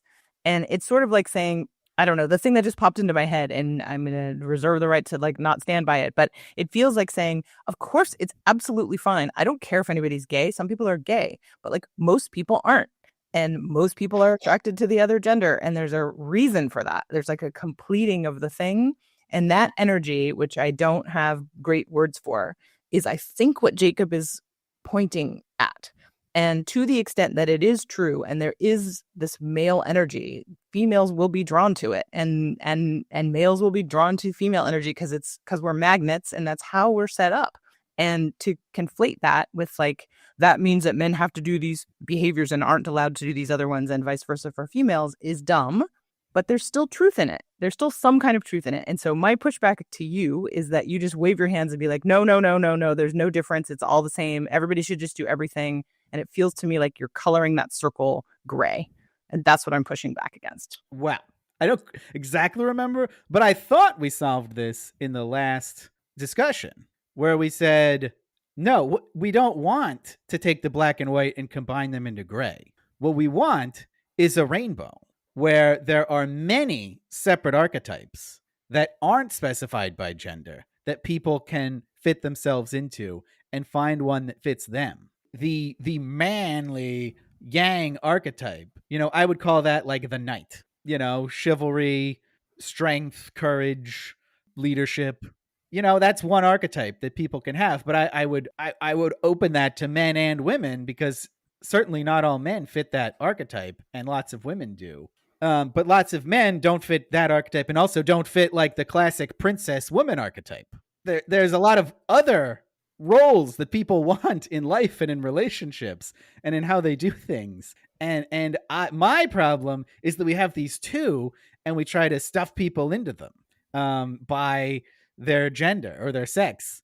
And I don't like that. I want people to have more options. I think insofar as anyone stuffing anyone into anything, they're doing a bad thing. But it's silly to pretend that the knight archetype is not overwhelmingly masculine and the princess is not overwhelmingly feminine. Well, I don't think that's silly. But the part that bothers me is talking about it and saying that's a man thing. So one of the things I put in my blog post here was this ridiculous chart that was put out by this like anti-racist organization that was talking about saying, hey, these are all the aspects of white culture, right? And it was like a bunch of really good things. It was like, white people have a nuclear family with a mother and a father and objective rational thinking. That's a white thing. It was kind of racist. Yeah, it's kind of racist, right? And it's but like let's just take criminality, right? Black people are so much more criminal than white people. Any statistics you look at it, they commit tons more crimes. But you don't want to go around saying, hey, crime, that's like a black thing, and it's obvious why you don't say that. That's just like an asshole thing to say, right? Even though it's statistically accurate. Are you saying it's an asshole thing to say that somebody's more like a man? I think it's an asshole thing to say that courage is a manly thing, that leadership is a manly thing, that submissiveness is a woman thing. And people don't even say this because it's not part of the archetype, but they should, that honesty is a woman thing. Because you don't want to lump people in like that. It doesn't work. There's so many people that get left out. It's hard to explain, but I feel like we figured this out in the 90s that with race, that it's kind of shitty to be like, yeah, that's a black thing. That's a white thing. Yeah, I see what you're saying. And yet I still think that you're losing something in it. That's all I have is just to lament that there is a thing that is lost, because I don't disagree. I don't disagree that we shouldn't be forcing anybody into anything and that everybody gets to choose from whatever traits they want to exhibit. And then you got to go find whoever it is that is the other half of that complements you. And that is obviously and deeply true to me. So I agree with you there, but I still feel like we are losing something deep and true. Well, I'm not saying ignore it. We should, in our language, in our actions, and in our whole selves, we should be open with these roles, with these traits, with these aspects. We should avoid sending the message that a person who is gender nonconforming in these ways is doing something wrong or unnatural. I don't think very many people actually say that because everybody is gender nonconforming to some extent. Like nobody is perfectly all the way down the line. No, hold on here. What I want to know is like, do you feel like it is insulting to a woman to say that she has some masculine traits? because I don't think it is. I don't think it's very insulting to a man when you like point out that he has some feminine traits. That's just a thing that's true about everybody. And if you think it's insulting to say that to someone, that I don't know, that may be more of an issue of like the society you're raised in, or how you were brought up. I don't think it's necessarily insulting at all. I think you are mischaracterizing people when you say that. When you say that man is behaving like a woman, I think you are mischaracterizing, because he's not behaving like a woman. He's behaving like himself, which is a man. I wouldn't say he's behaving like a woman. I'd say that he has some feminine traits. All right. Well, I have some feminine when traits you say too, sir. that trait that he possesses is like a woman. No, I'd say it's a feminine trait. That's what feminine means, Eneash. I don't means think like that's a exactly woman. what it means. No. What? Are you serious now? Are you going to fight me on these semantics here? That feminine doesn't mean like a woman? I think that feminine actually does not sound insulting, and like a woman does. And I know that definitionally mean the same thing. But when you say you're being a woman, that sounds derisive. And when you say that's a feminine trait, or it's a more feminine trait, I don't feel like that's necessarily an insult. So It depends on who you're talking to. you could be if a they're man and insulted be by it. feminine. Well, it depends on who you're talking to if they're insulted by it. But what you are saying is that it's unnatural. No, I am not, in fact, saying it's unnatural. I just said that everybody has a mix of a large number of traits. Right. And some are feminine and some are masculine. I don't know how to put this into words exactly. They're like telling a man he's being like a woman, or telling a woman she's being like a man, could be upsetting to somebody. Yeah, when you put it that way, it kind of is. Because I'm not a woman, and, Right. Jennifer's not a man. And that's kind of insulting to be like, hey, you're a man. It's like, no, fuck you. I've never been a man. I've been a woman all my life. But I can be a woman and a tomboy. Yeah. I can be a woman and be masculine and assertive and aggressive sometimes. Or I can be a man and I can cry at sad movies. Right, but she's not being like a man. She's being like herself, who is a woman. Yeah, she's had displaying masculine traits. She has some masculine traits, and that's great. I'd love her because of them. But like, do you see the problem when a black guy gets a PhD and people tell him he's acting white? Yes, that's a big problem. Okay, well, then why is that not a problem when a woman gets a leadership position and people say, so masculine? I don't know. It would be weird if they said that, first of all. Leadership is a male trait in terms of what you're talking about. Saying that someone has masculine traits is not the same thing as saying they're a man. One is not insulting and the other is. No. One is just a description of traits. okay, Yeah, that- maybe Trait is like a man. Oh my God, maybe Wes. we just need a refinement of which traits are masculine and feminine. We need to just like do a finer granularity on language or something, because I actually don't think leadership is that masculine. I think certain types of leadership are, but certain types of leadership are feminine. And like you'll find many cultures and many places where women lead their families, and they're the heads of the family, and they're definitely the boss of the family. And that is a type of leadership. So I think that like business leadership has traditionally been done more by men, and maybe war leadership has been done more by men. So maybe we need a different word than leadership. And if we break things down, it'll feel easier, because yes, I agree. If you're going to say like, oh, she got a promotion, she's being like a dude, that sounds ridiculous. But I don't think that leadership overall is a more masculine trait. So maybe it's a vocabulary thing. Maybe. I mean, I'm just saying leadership is a man thing because most leadership positions are filled by men. I don't know. I don't know that that matters. I think it's interesting that what you just said, Wes, that there are a lot fewer stories about women in that kind of leadership than there are about men. Mm-hmm. So why do you think that is? It's just entirely nurture? I don't know. Like I said, I don't know how we would know. Obviously, it was part nurture because as society has grown more egalitarian, more women are becoming leaders and taking leadership positions. So part of it was nurture, but I don't know how far we can take this. But I consider that, progress our society has made. So I would like us to make more progress and encourage more women to do like so-called man stuff. And what we really need is encouraging men to do woman stuff, because that is like, there's not much of that. I just want to agree strongly right there Mhm. because it's surprising just how awesome it is to be able to take care of a house. Right? It's really fulfilling work. And there are large parts of society, Eneash, that would call you, like, look down on you for that. They are really missing out. I It's know. one of the best jobs in the world. So I think we're back to the thing of like, I think, Wes, if you and I were to design our ideal society in terms of gender differentiation, it probably wouldn't look very different at all. Like we're not disagreeing on that. I think they have different things they're good at normally. Men and women. Yeah, different capabilities that they're born with on average. Statistically, sure.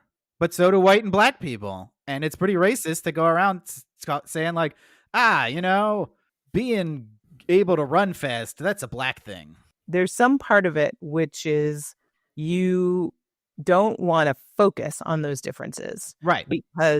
But they're still true. And so like statistically they're true. They're not true of any individual unless you know more about them.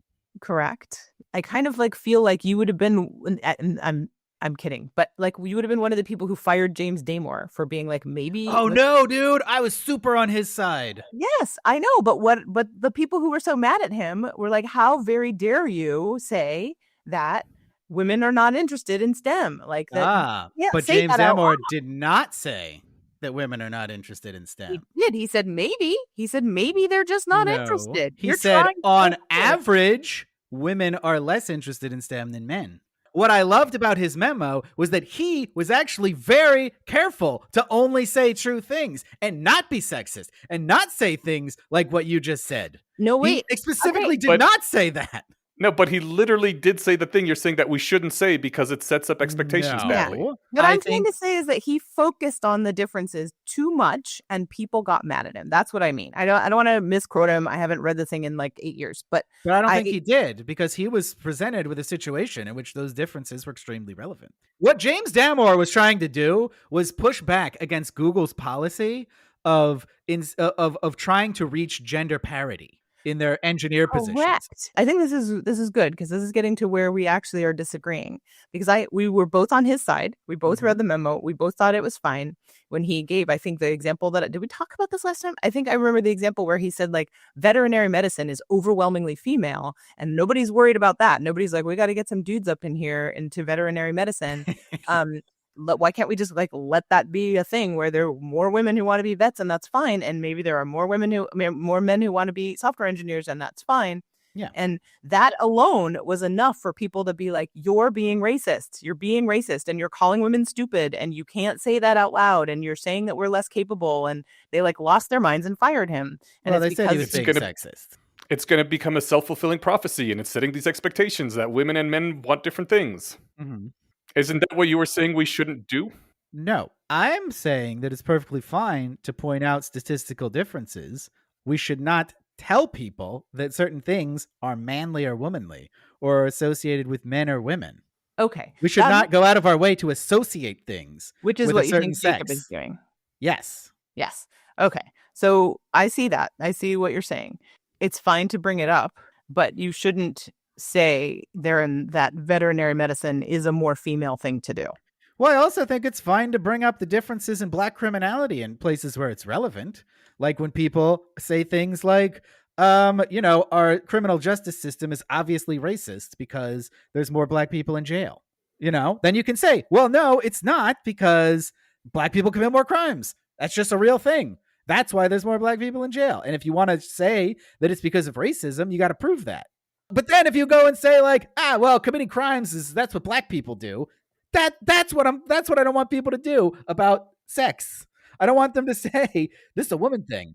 I think it's different. I really do believe that there are societal systemic reasons why there are more black people committing crimes, and there are like biological reasons why women do things differently from men, and those are very different situations. How do you know it's not biological for black people?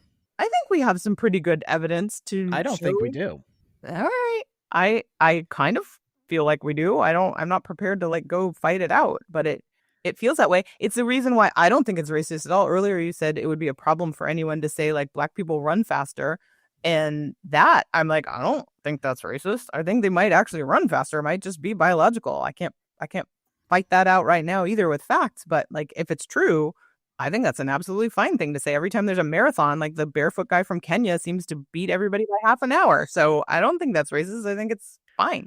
I think we had a white guy win a race recently, and all the racists were really excited about it. Good job, Philadelphia. It wasn't Philadelphia. Oh, okay. It was like I think it was like in the Olympics or something. Well, you said we, so Yeah, the whites. Okay. All right. So it's not sexist to say that men have more interest in systems over people than women do.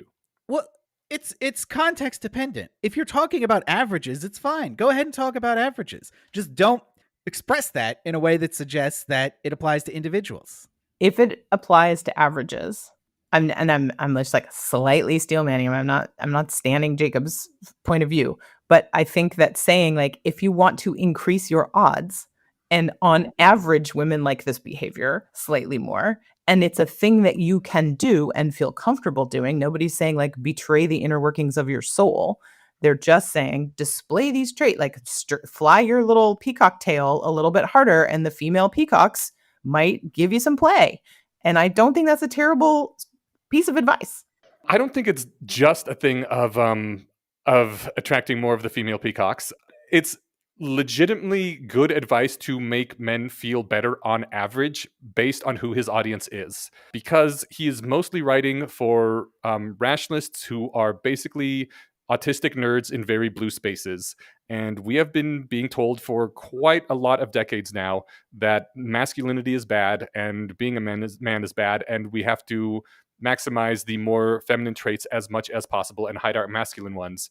That turns out to actually kind of suck, and nobody even knows it. Like, it sucks for both the women and the men, and you don't even realize it until you give it the opposite a shot for the first time.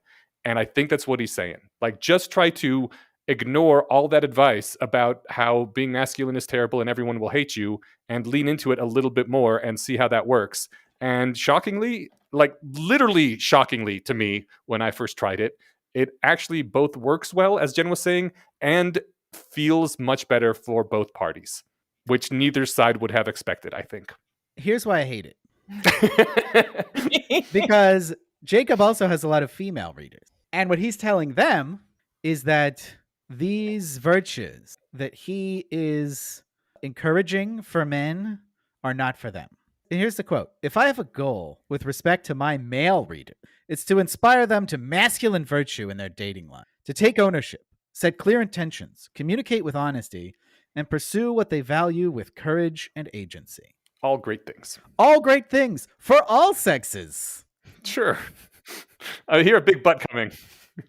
Well, he says this is what I'm trying to convince my male readers of. Like, why not your female readers, Jacob? Why don't they get to have these so-called masculine virtues? Why can't they set clear intentions? Why can't they communicate with honesty and pursue what they value with courage and agency? I mean, they could. Does he say that he's telling his female readers to do the opposite? Okay, Eneash, I know that when you heard Black Lives Matter, yeah, you heard the absence of white lives in there. I know you did. Actually, at the time, I was pretty darn woke, and no, I did not. Well, lots of people did. Right? So when he says, this is for my male readers, the not women is pretty deafening. Yeah, there's no way to put that he means that equally pointed at male and women when he says for his male readers. Like, there's just no. He's probably right that it's more important for his male readers to be able to actually embrace this and go against all the things that they've been told for the past few decades. Well, I think he's wrong. I think it's equally important for everybody. I think it's more important for his male readers, honestly. Well, don't you think they're naturally more like that? Yes, which is why they need to hear that that's actually okay and that they aren't horrible for being like that. But maybe women need even more encouragement to communicate clearly and honestly. Maybe so. I hope there's a woman writer talking to them. Oh my God. Separate but equal, huh? I don't know. I'm not sure Jacob is the best person to give advice to women, but maybe you know him better than I do. I think he would be great at giving advice to women. He's very insightful. He's very smart and he understands people really well. How come we're not talking to Jacob? I would love to hear what he has to say. You don't have to bring me on here with him, but I think it might be useful since so much of this was like came from him and his writing and Wes having differences with what he had to say. It feels like the most effective thing would be to have Wes and Jacob talking to each other. So again, I apologize to Jacob. I did not realize that this was going to be the Jacob is Wrong podcast. I thought this was the gender differences podcast. It turned. It did come from that. And I don't, like I said, Wes, we agree on a lot. It keeps coming back down to you being like, it shouldn't be different. Tell the same message to everyone. And I get there and I'm like, yeah, I see it. I can't disagree with that. And yet, I don't know if tell the same message to everyone is. well, be strong, be agentic, be courageous, Right. be direct. When you are advocating virtuous behavior, advocate it to everyone. Okay. But isn't that what we're talking about?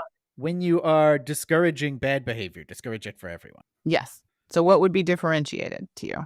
Well, any context where sex differences, average differences are relevant, like the James Damore memo, right? If you're designing a program and you're like, well, I want, half women and half men, then you have to take averages into account. You have to say, okay, well, if it's a STEM thing, it's not going to be half women, half men. Sorry, Hold on a sec. We're getting really hung up on this averages thing, and now that you bring up Jacob, really strikes me as kind of ironic because one of his major things in why he calls it second person dating is because he keeps saying you are not looking for the average. If you're trying to maximize your sexiness to the average, you've already lost the entire game.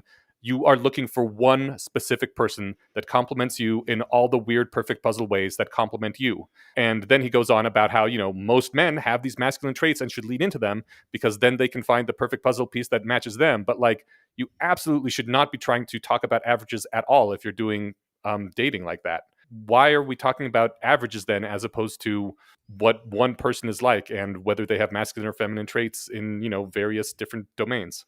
Because Jacob said men should do this. He did say that.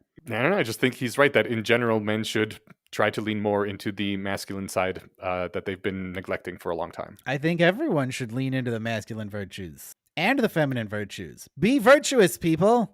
Nobody's disagreeing with be virtuous. I'm still pushing back at you against you pushing back at me when I said you want the same messaging for everyone, and you said except in certain cases. Yeah.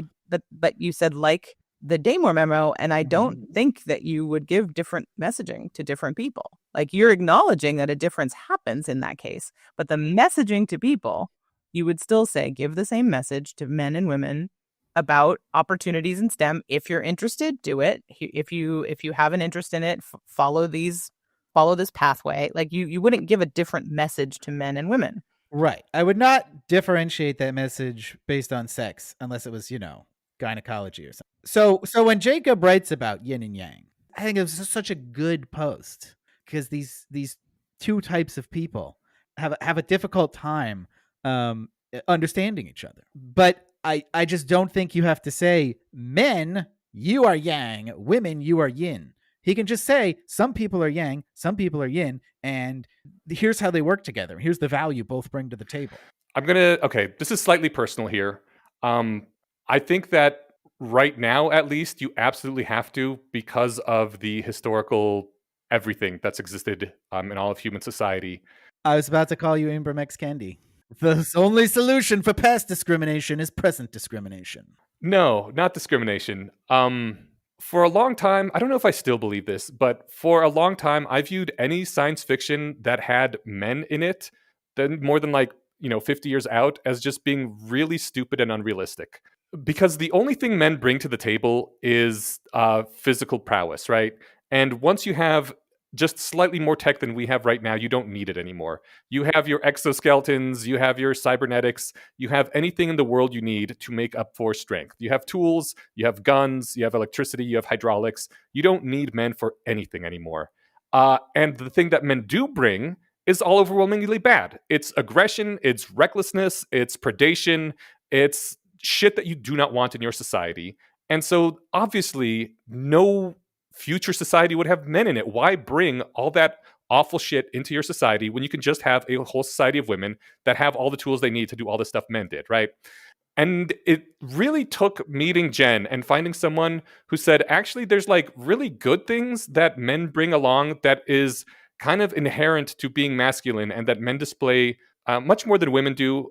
And I really like it. That made me start to think maybe there is some good things about men and about being a man.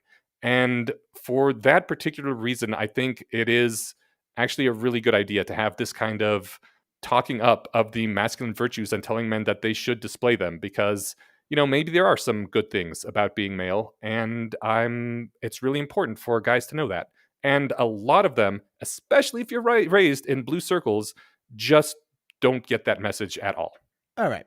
This is related to how I feel about gay pride parades, right? Because on the one hand, having pride in your sexual orientation seems silly. Why would that be a thing to be proud of? It's just your sexual orientation. It's not a thing. And it is a pride parades and celebrations and things like that. They are a reaction to a very deeply embedded and powerful shame movement, right? And sometimes when you have a really strong shame movement, you need a pride movement to push back against it. Mm-hmm. So that sounds like that sounds like what you're saying. Do I understand that right? That there was a big shame movement that convinced you that men are terrible and everything we do is terrible. Sure. And we need some sort of male pride to push back against that. I don't even want to say like you need male pride to push back against that. Just like someone pointing out that the masculine virtues are actually pretty good and valued by people. That's important. And like you're coming around here saying like these aren't actually masculine virtues.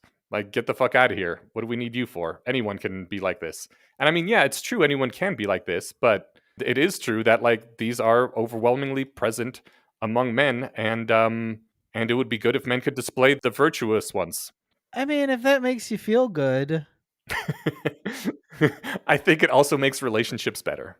At least relationships between people who have predominantly masculine and predominantly feminine traits. When two of those people pair up, it makes those relationships better. I just feel like the thing you're describing is a symptom of a deeply sick society. But we're not going to heal all of society in the course of a year. Well, that's where I said before that I think we are like the North Star of where we would all like to be probably looks the same. And what we're struggling with is the fact that we're so far from that. And how do we get from here to there? And how do we behave? And like Wes is advocating for basically no affirmative action, which like resonates with me because affirmative action has always bugged. I'm like, fix your system, don't put a Band-Aid on it at the very end and then just piss people off more by counterbalancing racism with more racism. And so that makes sense. I hear what you're saying. And also I feel like there just is a deep and beautiful, like good difference between men and women. I don't know how to articulate it. It's called the dick. The deepness varies by person. Well, it's really the vagina that's deep. I love being a girl. And I am so happy every day that I get to be a girl. I really, really like it. And also I love men. And it just feels like there's something in it. I should probably sit down and try to write it or think about it harder. Like why is that so true? I just feel it down to my bones. And I feel like we would lose so much if we just if you guys remember Community when they had to make the mascot the human being because Yeah. That's what I feel like we're doing somehow. And like it's true, the human being is completely inoffensive and everybody gets an opportunity to do whatever they want, and like there's no traits that get assigned to it by default, and then it's somehow less good. That's just how I feel about it. Would it feel worse to you if instead of calling those male and female or masculine or feminine, we called them knight and princess? It would be the same. I think yin and yang is probably closer to making them generic. It's a step. I get it. I just think people look around at the world, see how things are, and are like, this is the natural order. The way men behave now, that's just genetic, and then they make up, fun little stories about how in our ancestral environment that was advantageous. Like, I want us to find out what happens when you have equal expectations for the sexes, right? When you have a society that doesn't try to put these diverging expectations on people, and like how close are we really? How much of this is natural? Yeah, it would be good to find out. And because I feel like we're never going to do that, right? So all the steps we take in that direction have been good, and I feel like further steps in that direction would be better. And at some point, you already get diminishing returns on this, right? Because nothing we do now is going to be as good as like the right to vote and own property, you know. So we're already getting diminishing returns, right? And at some point, I feel like it's going to flip and become negative, and we will have gone too far. And certain people definitely have, like you saw with the James Damore thing. But I feel like we still have a long way to go towards the useful kind of equality. I think that individual humans suck, and it's better when we can work as a team of 2 or more. And having at least 2 people is great, and it works much better when you have various different drives that are working to temper each other. Kind of like the adversarial law system in the US, except maybe with more cooperation and less adversarialness. Anyways, so generally we're going to have 2 different drives that temper each other, and one of those drives is called masculine, and one of those drives is called feminine, and they work in concert. Yes, and they work in concert to a happy medium, and they're called that because normally... Sure. Not only me him, and though. the rest of society. They're and called that some other because they're called that. People. Of the 3 people in this people, conversation, only 2 of them call them that. The people who do not include Wes and people who think like Wes generally call them masculine and feminine, and they generally call them that because...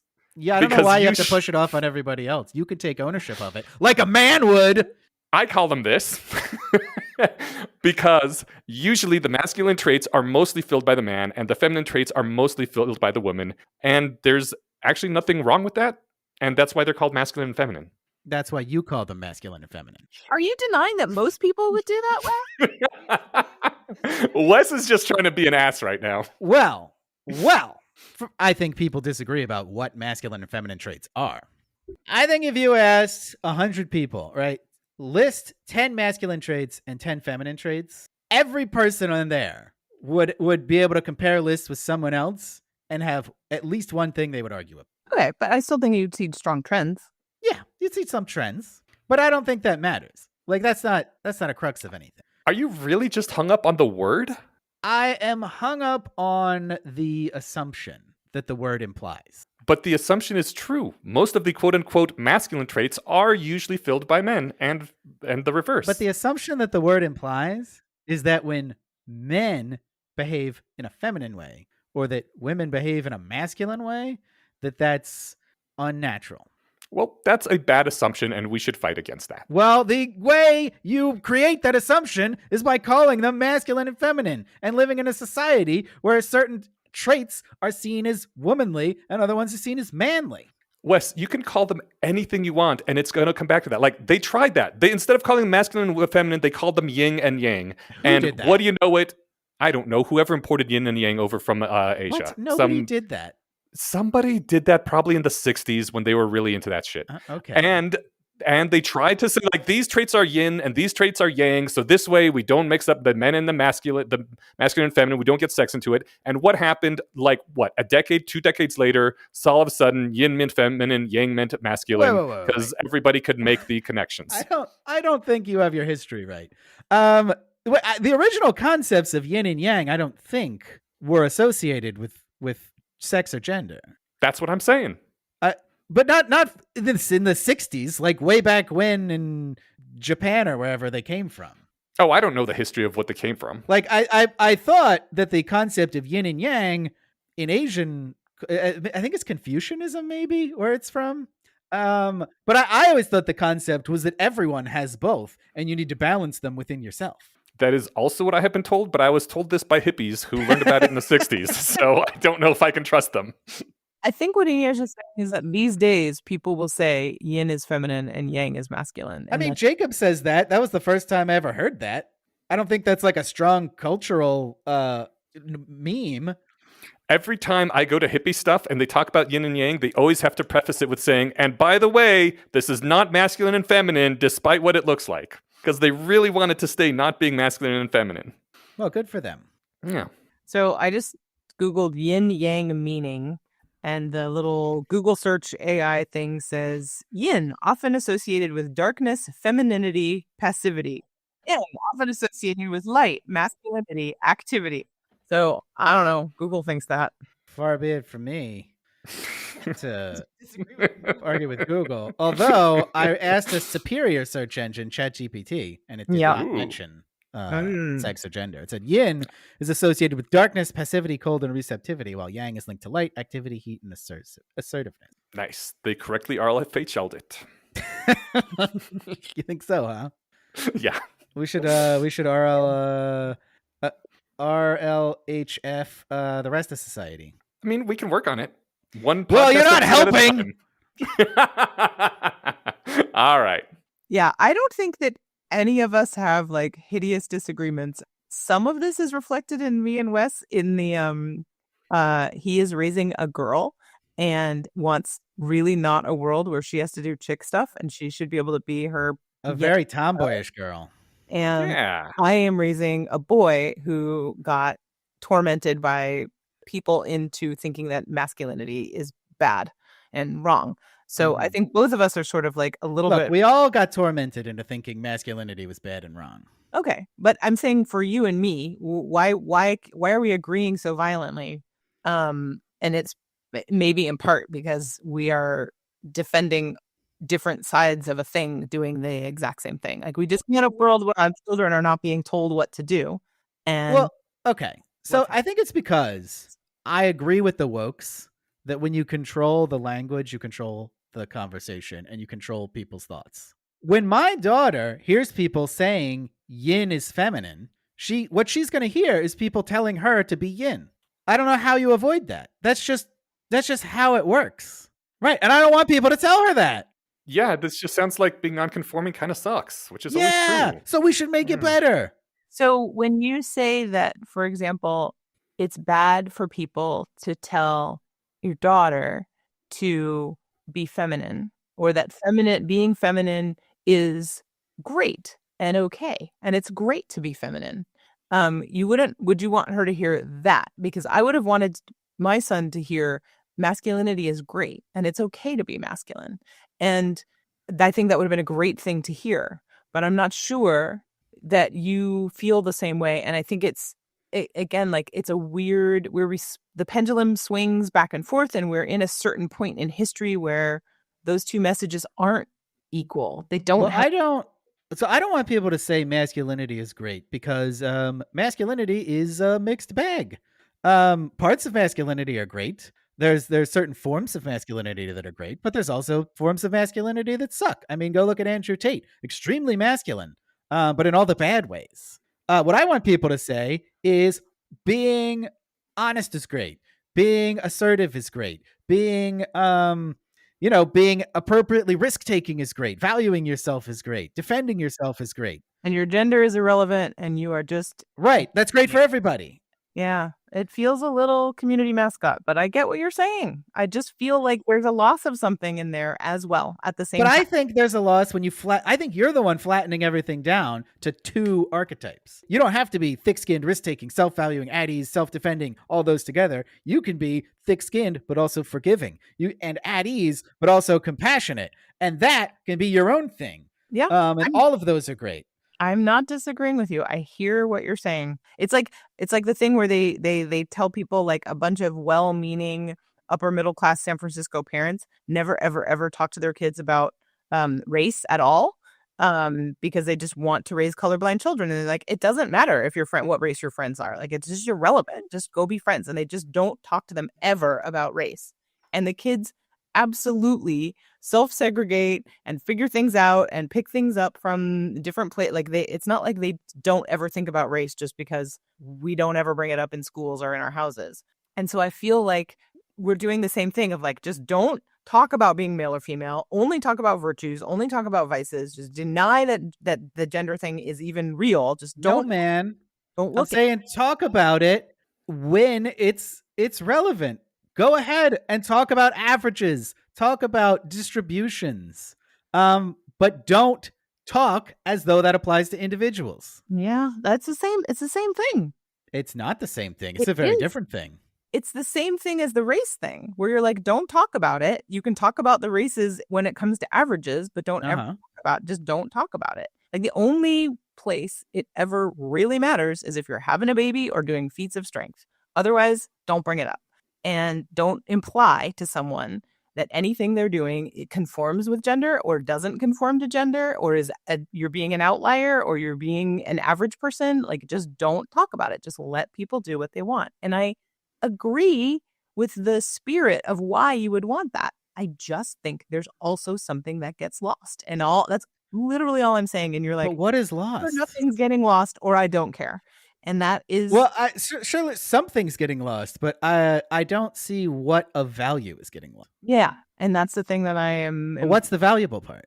I'm failing at articulating the deep-rooted cosmic beauty that comes of a female embracing something about your femaleness that's in your genes, and a male. But I just feel like if you didn't think about that as femaleness, it wouldn't go away. It's still there. Hmm? And you can still see it and embrace it. Yeah, maybe. It just doesn't have to be like, it's part of a sisterhood and I have this in common with other women. Like, it can just be a thing about you that you have in common with other people. You don't think that the people who have this feeling and all get together are going to notice that they're almost all entirely women? I think they'll notice that, but I think there'll be a few men there, and hopefully that they'll embrace them too. My main thing is that, again, individual humans suck, and humans working in teams are much better, and the teams work when they have these competing and complementary drives that are different but go hand in hand. I don't suck. I'm an individual human. I don't. You are the exception. I was waiting for somebody to say that. Aw. She's a strong, independent woman. She don't need no man. Yeah. I mean, I could survive without men for sure, but Yeah. I'm really glad I don't have to. Yeah. Right. All of us could survive on our own. It just sucks to do so. Okay, so there's one other thing we have to talk about before we go, which is the elephant Okay. in the room. Oh boy. And just to make Eneash do some more editing, Oh, you son of a bitch. we have to talk about trans people, Eneash. Sure. Because this Why is do the we elephant in the room. Okay. I think that the prevalence of trans people is a tragedy. Because I think it is a tragedy anytime you have a person with gender dysphoria who does not have body dysphoria. And I think you get that by telling people that men and women have different brains. Right? People with body dysphoria, I get it.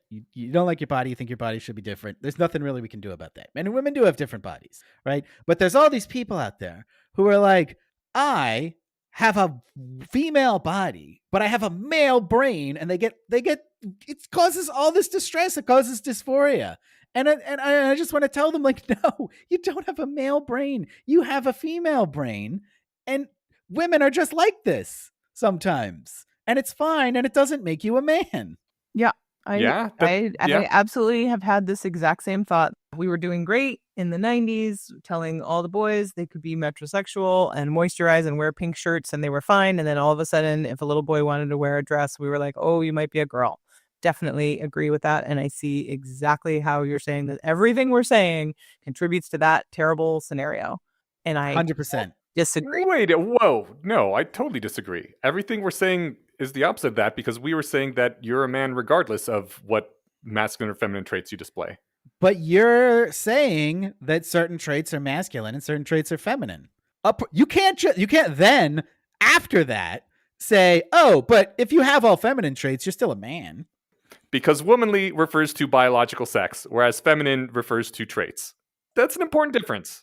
Anytime you describe a personality trait or a mental trait as masculine or feminine or manly or womanly or anything like that, what you are saying to everyone who hears you, whether you are trying to say that or not, is that these are the things that make you a man or a woman. Okay, this has gone on for a long time, and I am happy to let Wes have his elephant as the final troop deployment at the end here.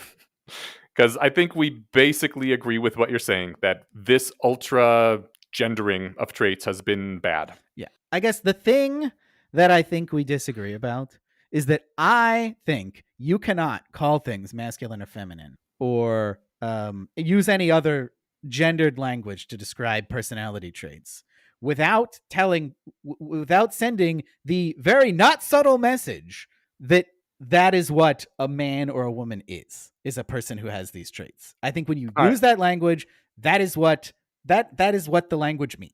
Everybody has some traits that are of the opposite sex, and it's fine. I just wouldn't describe those as traits of the opposite sex. They're just traits that you have of whatever sex you are. Okay, traits that are more typical of the opposite sex, I guess. That's fine. Yeah. Sure. All right, yeah. And the problem is, if someone says if you have any traits of the opposite gender, then maybe you should start considering actually you're trans or actually you're non-binary or something. Like, I thought the most ridiculous thing was people saying, "Oh, I like some girly things. I must be non-binary or I must be trans," and telling someone if you have any traits that are not, ultimate stereotypical to the wall, one side or the other, then actually you are not that. You're not that sex. You're not that gender. That's the toxic thing.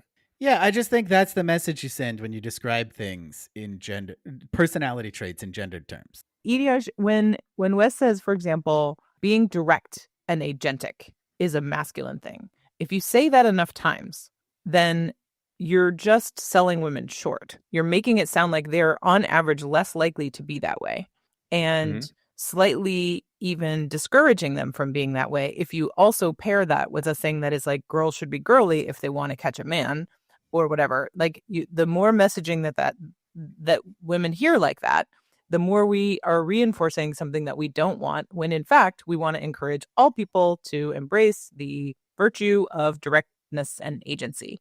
And so you don't disagree with him about that. That's like the core of what he's saying. So then what is your main disagreement with Wes at this point? I think the disagreement is that Eneash thinks that you can describe things in gendered terms without encouraging people, that without sending the message that these are inherent to maleness or femaleness. No, I think you're right in that it sends that message. Okay, so you just think there's nothing wrong with sending that message. It's silly to pretend that some of these things aren't actually very correlated with maleness or femaleness. Well, I didn't say correlated. I said inherent. They absolutely are not inherent to maleness or femaleness. Many males display female typical behaviors. Many, many females display male typical behavior. All right. Are we talking about inherent on a population level or on an individual level? Because on a population level, they're inherent. On an individual level, there's great variety. But individuals are the ones that have these identities, that have a sex and a gender. Sure, and individuals can have a lot of masculine traits and some feminine traits, or vice versa. I think you can be very masculine and you're still a woman, or very feminine and you're still a man. And if you want to change your sex, then go for it. If you really believe that, you should just stop describing them as masculine and feminine. When you describe something as masculine, it implies the opposite of you saying, well, you can have as many masculine traits you want and still be a woman. No, it doesn't. Because I think it does. Being a woman is based on your biology. And no one can take that from you. Like, you can change it if you want to a large degree. But if being a woman is based on your biology, Eneash, then why are you describing personality traits in terms of man and woman? What are you talking about? Because they correlate strongly with men and women, which is why the yin and the yangs managed to make it back to feminine and masculine. That's exactly what I'm saying, Eneash. You're implying two opposite things. When you say a personality trait is feminine, you're implying that femaleness is not about your biology. It's about your personality. I see what you're getting at. You're just and you wrong. Agree. No, you're just wrong, which is weird. All your traits can be lined up with men, but like if you have a female body, you're a woman and no one can take that away from you. Yes. I mean, I agree with that. Okay, that's what I'm saying. Right. I'm just saying when you describe personality traits in gendered terms, you imply the opposite. Yeah, you can say that's a very masculine woman. Look at all that man stuff she's doing. Yeah. And that's a literal thing you can say and be right about. You can say that. That is what is known as an oxymoron. If you think that you can't call a woman unless she acts really girly, then that is on you. I reject that entirely. You are the one that is conflating personality with biological sex. I am not. I am not the one saying that personality traits are masculine or feminine. That is conflating personality traits with biological sex. If I am understanding all this, Wes is saying quit taking personality traits at all and gendering them. And just talk about things as either being desirable traits or undesirable traits that people either do or don't display in varying amounts. Or traits that are desirable in some circumstances and not in others, or for some people or not others. I'm not trying to like call certain things good or bad necessarily. Okay. But stop gendering any trait besides strength. Any non-biological trait.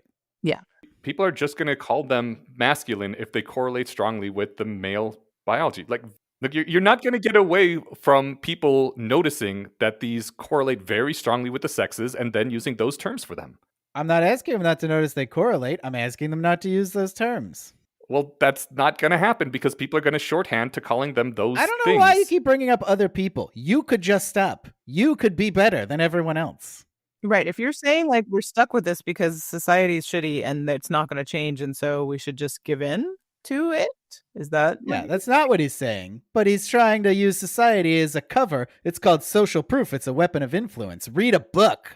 Wes is trying to tell me that I cannot notice that certain traits cluster, or if I do notice that certain traits cluster, I have to use a word for them that is not sex related, and therefore I'll have to change the word every decade or two as it starts to become related to that sex. Like instead of calling it masculine, we can just call it gray from now on, right? We could say, oh yeah, these are gray traits. How about blue? We'll call the boy one's blue and the girl one's pink. No, those are already too gendered. No, that's fine. Yeah, let's call them like wood and stone. We'll call this cluster of traits wood and this cluster of traits stone. And after a decade or two, people are going to notice that all the traits that are wood correlate with one gender, and it's just going to become known as that gender's traits. And then we're going to have to change the word again. That is very well said. So what is your rebuttal to that, Wes? I like that. I like that characterization. Yes. Well, I'm the one who suggested we use blue and pink. It doesn't matter if people associate, like, it doesn't matter if people notice that one sex gravitates towards them. What? So you could say if we said leadership and agency and direct communication are blue traits and emotions are pink traits, you'd be fine with that? Yeah. Dude. I don't believe Wes at all. I believe 1 decade from now he'll be back on his podcast telling us how we can't say blue and pink. No, I'll be telling you, stop saying pink traits are feminine. You'll say stop saying pink traits are pink because pink will just mean feminine. No, I'll say stop saying pink is for women. Boys can be pink.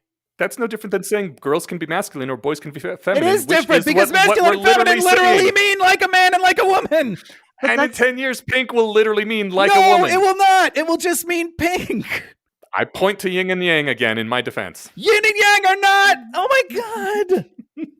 The yin. If you just said yin and yang, that would be fine. If Jacob's whole post was about yin and yang, I would have applauded. I would have said, this is awesome. I would have loved that. And you don't think that society will just naturally take pink and mentally translate it to girl? That feels so semantic. But in that situation, right? You can also send the message that boys can be pink and girls can be blue. But you can't say and that they're boys not can be contradictory. And girls can be masculine. You can't say that, though. Those are contradictory because masculine literally means like a man. You're already gendering the terms. So if Jacob makes a post saying, I encourage all men to be more blue, you should be blue like this, you're going to run into a lot of women that are pink, and here's how they're going to be pink. And you should be blue because it'll help you get women. And also in his about on his profile, he says, my goal is to help men display these blue traits of, courage and directness and whatever. You wouldn't have a problem with that because he's using the word blue instead of masculine? Of course they would, because he's talking about men and women. What he should say is, if you're a blue and you want to attract pinks, here's how to do it. Oh my God. So you're opposed to just advice for men or advice for women at all? Yes. You want just advice for people? Yes. All the time? Yes. Okay. Unless it's, about dick stuff. Women can get advice about dick stuff, but I know what you mean. When it's about personality, yes, don't gender it. Don't gender anything that has to do with personality. And I think that we all end up then being the community mascot. I think something is lost there. We could just be blue and pink. I think you just kind of clown yourself, pretending that you're not talking to men when you're writing advice for blues. I think you don't, because you're actually talking to many, many women. Mm-hmm. I think that hit more at where we disagree. Is just, if we could have started this by you saying, I don't think Jacob should be writing dating advice for men. There's no such thing as dating advice for men. There's just dating advice for people. That's it. If we had started there, we would have saved ourselves a lot of time. He knows he's not writing dating advice for men because he knows he's not writing it for gay men. Yeah, I'm saying like if we'd started out there, I think we would have shortcutted. But he knows, but he also knows he's not writing it for all men. He's the first one to admit, like, yeah, not everyone needs this advice. I'm guessing that he would say, I'm writing for primarily straight men, and this advice is primarily for straight men. You would say he shouldn't do that. He should just write advice for people. Yeah, my problem is that he's writing advice for not women, right? He's like, look, there's a certain segment that I'm writing for, and it's not all men, but it is for no women. I'm pretty sure the butch women who want to date other feminine women would be happy to read this and follow the advice too. But what Wes is saying is then he shouldn't say this is advice for men. He should say this is advice for people. And if it applies to you, take it. And if it doesn't apply to you, ignore it. But it's not for anybody in particular. It's for people in general. Yeah, that just makes you sound silly. Everyone knows that this is almost entirely for straight men wanting to attract women. If you're one of the minority people that that label doesn't apply to, but this advice is still good for, you'll read the advice anyway. And I'm assuming you won't get all butthurt that he said men when he was writing his advice column. It does feel a little bit like when somebody says, you know, my friend Jack, and then you're like, no, who's Jack? And you're like, the guy in the blue shirt with the baseball hat and the dark hair. And then the other person's like, you mean the black guy? And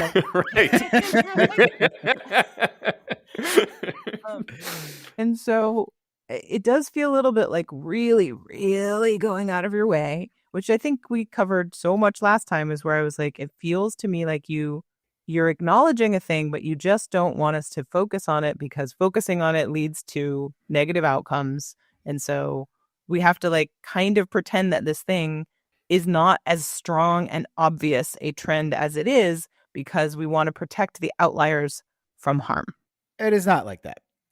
Because you were just talking about an individual, and it's perfectly fine to refer to an individual's race when you're pointing him out.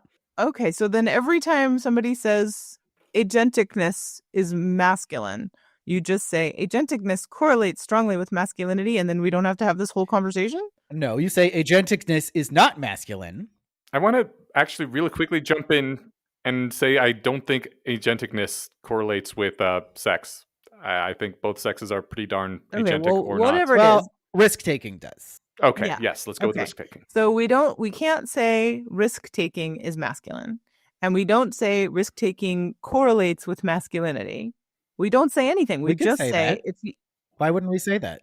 well, that's what I just said. If we take away the like saying it's masculine and just replace it with saying it correlates with masculinity, then we don't have to have this whole conversation. Why would it be important to say that? Like, if you're in a context where that matters, sure, say it. But if you're just like having a casual conversation about risk-taking, why go out of your way to just say like, oh, you know, that's a thing more men do than women? Like, I don't think anyone does that. but that's what you do when you call it masculine. How often do you have a conversation about risk-taking and then say, oh, did you know that's a masculine trait? Like, no one does that. Well, they do sometimes, and then I have to write 5,000-word blog posts about why it's not. This has been going on forever. I need to go soon.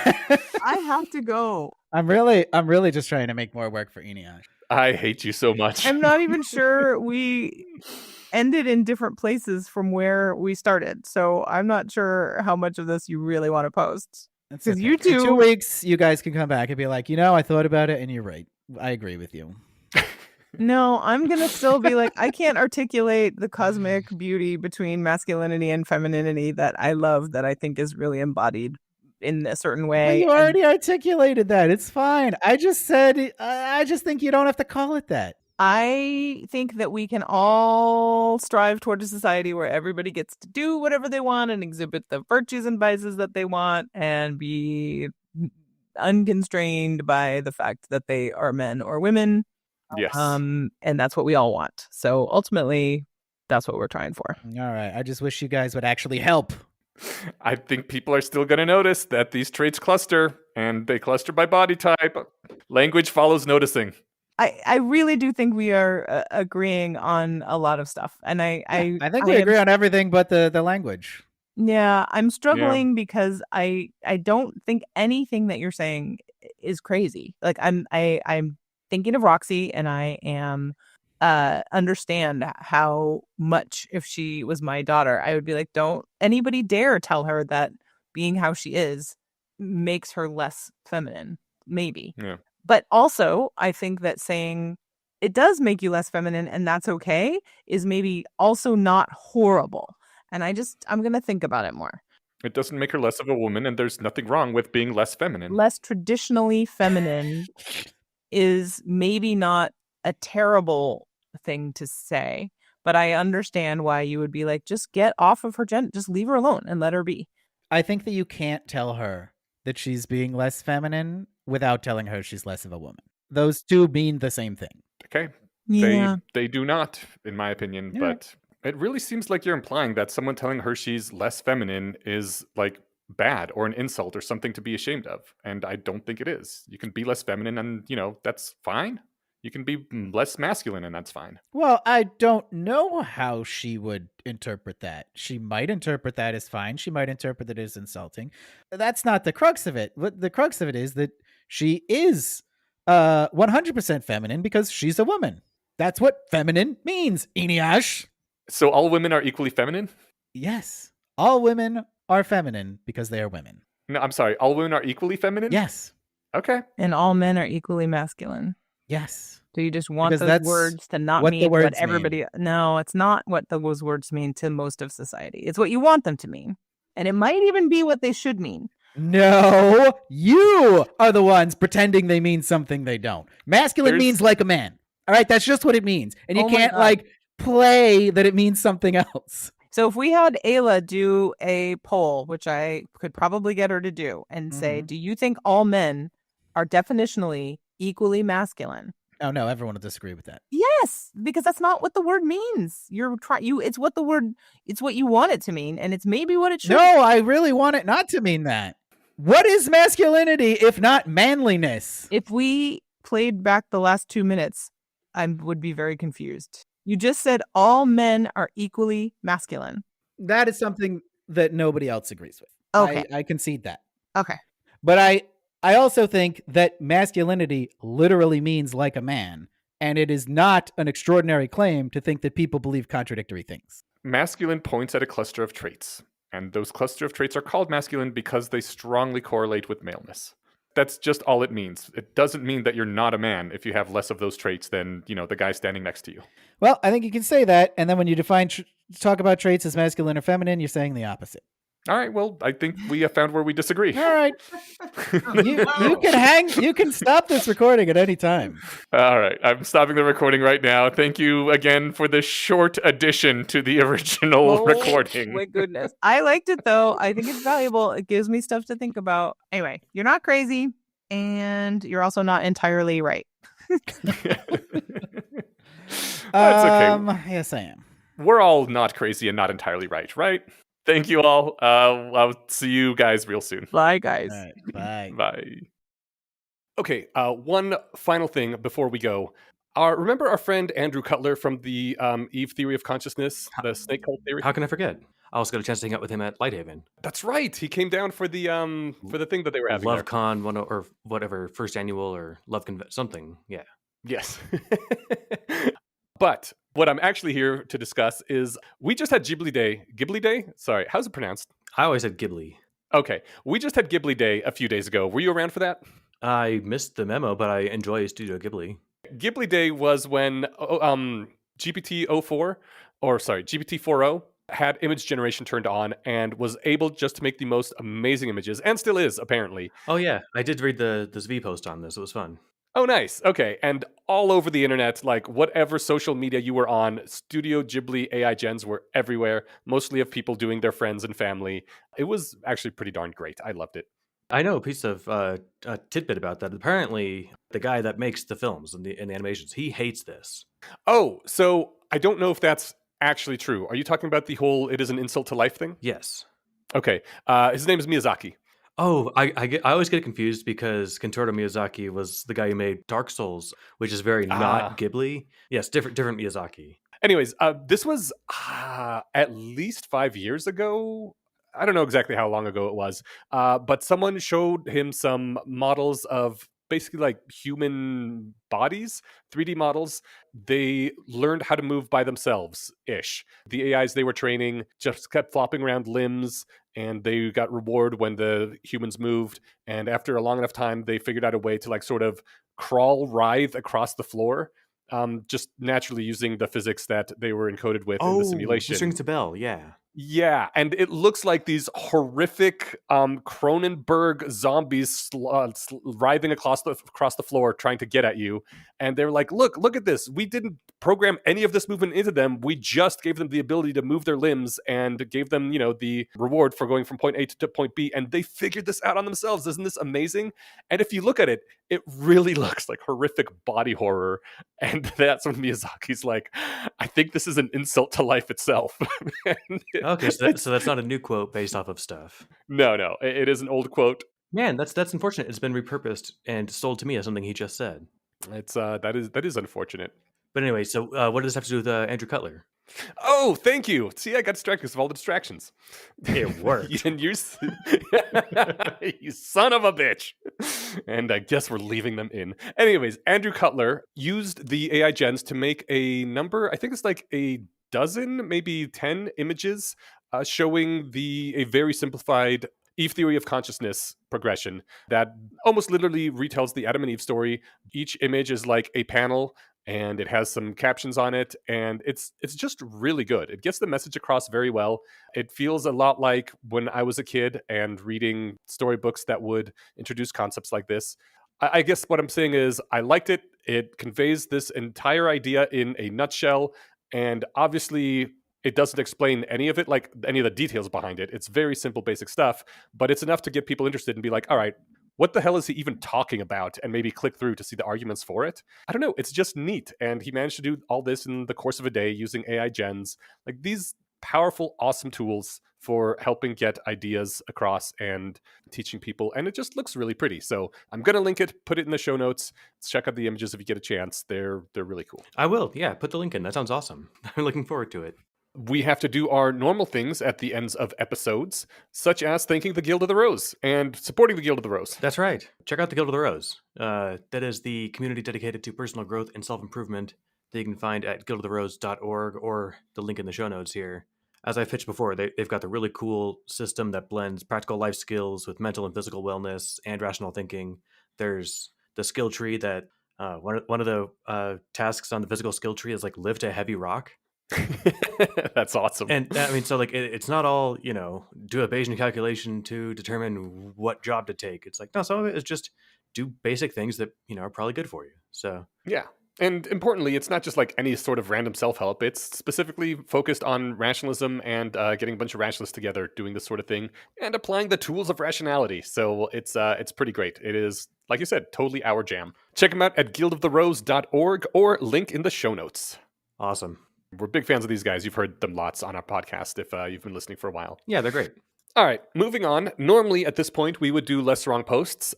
This has been a long episode, so no less wrong posts. And also, we got some busy times coming up. Steven's about to be traveling a whole bunch. I am working crazy hours, and then I'm going to be moving to a different state. I expect for the next 2 months, we probably just will not do less wrong posts because we don't have the extra time.